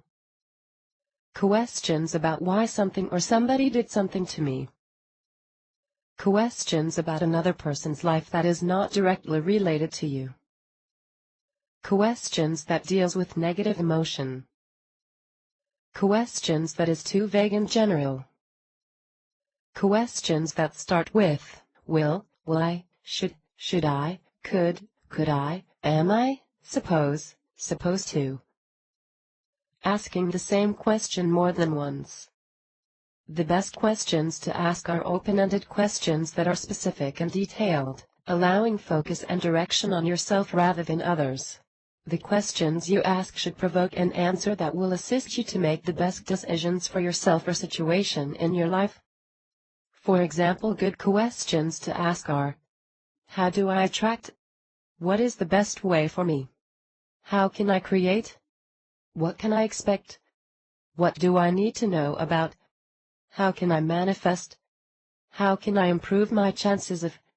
How can I best overcome this? What do I need to change in order to? What can I do to support myself well? 4. Keep a card reading journal. This will help to provide a reference to reflect and study your readings later, to help you increase your understanding of the meanings of the symbols, colors, astrology, numbers, and the elements, and how they integrate with your intuition to better interrupt the cards. It's also good for keeping a record for comparing your original interpretation to the actual outcome of the situation for better understanding. Get an A4-sized bound book, with lines. Write the date, the question you asked, and the cards that came up in the reading in the order that they appear in. Take notes on the meaning of the symbols, colors, words, etc. Write your first impressions when you saw the cards. What did you feel? What did you see? What were your thoughts? Write it down. 5. Only do card readings for others when you are confident and comfortable reading for yourself and are starting to see results in your own readings. How to do card readings on yourself and for someone else. 1. Meditate for 15-30 minutes to clear and calm the mind. 2. Hold the card deck in both hands, close your eyes, clear your mind and only focus on the question you want to ask. Take 3 slow deep breaths, use diaphragmatic breathing, see chapter 13, and say the question 3 times in your mind. If you are due a reading for someone else, get them to do this. 3. Open your eyes, start shuffling the cards, while still focusing on the question you want to ask. If you are doing a reading for someone else, get them to shuffle the cards. 4. Cut the cards into 3 piles, put the pile back into one deck, beginning with any pile, while still thinking about the question that you wish to ask while you do this. If you are doing a reading for someone else, get them to cut the cards. 5. Decide on the spread that you will use, and start laying the cards down. If you are doing a reading for someone else, get them to lay out the cards. Here are 2 spreads that are simple to use and are good for determining a course of action. 3-card spread. 3-card spread. Lay out 3 cards. Left to right, each card may represent the past, present and future. You can also read all of the cards together. 5-card spread. 5-card spread. Lay out 5 cards as below. Left to right, each card represents card 1, the present, card 2, the past influences, card 3, the future, card 4, the reasons that led to the situation, and card 5, the possible outcome from taking a given course of action. Example of a 3-card reading. Using Thoth Tarot deck. Question asked, how can I create more abundance in my life? 3-card spread reading using Thoth Tarot deck. By Aleister Crowley. Card 1, 8 Swords card, interference, indicates that there is a tendency to overanalyze and to change the mind endlessly. It is causing conflict in the decision-making process. Card 2, 4 Swords card, truce, indicates you have made up your mind and have reached a solution. Card 3, 3 Wands cards, virtue, indicates you have the skills and talents you need to create and manifest what you want in your life. Put it all together, you have many ideas on things you want to do and create. You need to choose an idea that utilizes your current talents and skills. This will give you great confidence to start working on your projects, which will lead to creating your own success. Part 8, Psychic Development Plan. It's now time to put everything you have learned together in a daily schedule plan. This will give you a better understanding on how each element works together. Use the current plan or adopt it to your own needs. Download printable Psychic Development Plan. http://www.psychicmindfoundation.com/psychicflame.zip. Further reading. I recommend the following books below. I have found them to be very valuable in my studies to further expand my consciousness and connect further to the higher self. Stone, Joshua David, Soul Psychology, How to Clear Negative Emotions and Spiritualize Your Life, Valentine Wellspring, 2010. Roman, Sanaya, Personal Power Through Awareness, How to Use the Unseen and Higher Energies of the Universe for Spiritual Growth and Personal Transformation, H.J. Kramer Inc., 1986. Walsh, Neil Donald, Conversations with God, Books 1, 2 and 3, Hodder and Stoughton, 1996, 1997,1998. Redmond, Lane, Chakra Breathing Meditations, Sounds Truing, 2008. Marsden, Blue, Soul Plan, Reconnect with Your True Life Purpose, Hay House, 2013. Mariah the Light Source, Using the White Light Angels to Find Your Life's Purpose, Balboa Press, 2012. Hess, Andrea, Unlike Your Ambition, Soul Star Publishing, 2007. Sturgis, Stephen, Yoga Meditation, Still Your Mind and Awaken Your Inner Spirit, Watkins Publishing, 2014. Sturgis, Stephen, The Book of Chakras and Subtle Bodies, Watkins Publishing, 2014. Bruce, Robert, Energy Work, The Secrets of Healing and Spiritual Growth, Hampton Roads Publishing, 2009. Wang, Robert, The Kabbalistic Tarot, A Textbook of Mystical Philosophy, Marcus Aurelius Press, 2004. Gray, Kyle, Angel Prayers, Harnessing the Help of Heaven to Create Miracles, Hay House, 2013. Okawa, Ryu, The Nine Dimensions, Revealing the Laws of Eternity, Air Press, 2013. About the author. Avis Williams founded the Psychic Mind Foundation, a community dedicated to psychic and spiritual development to help individuals expand their consciousness and improve their well-being. Avis is a natural intuitive and spiritual practitioner. She is also an author and graphic designer and currently living in London, England.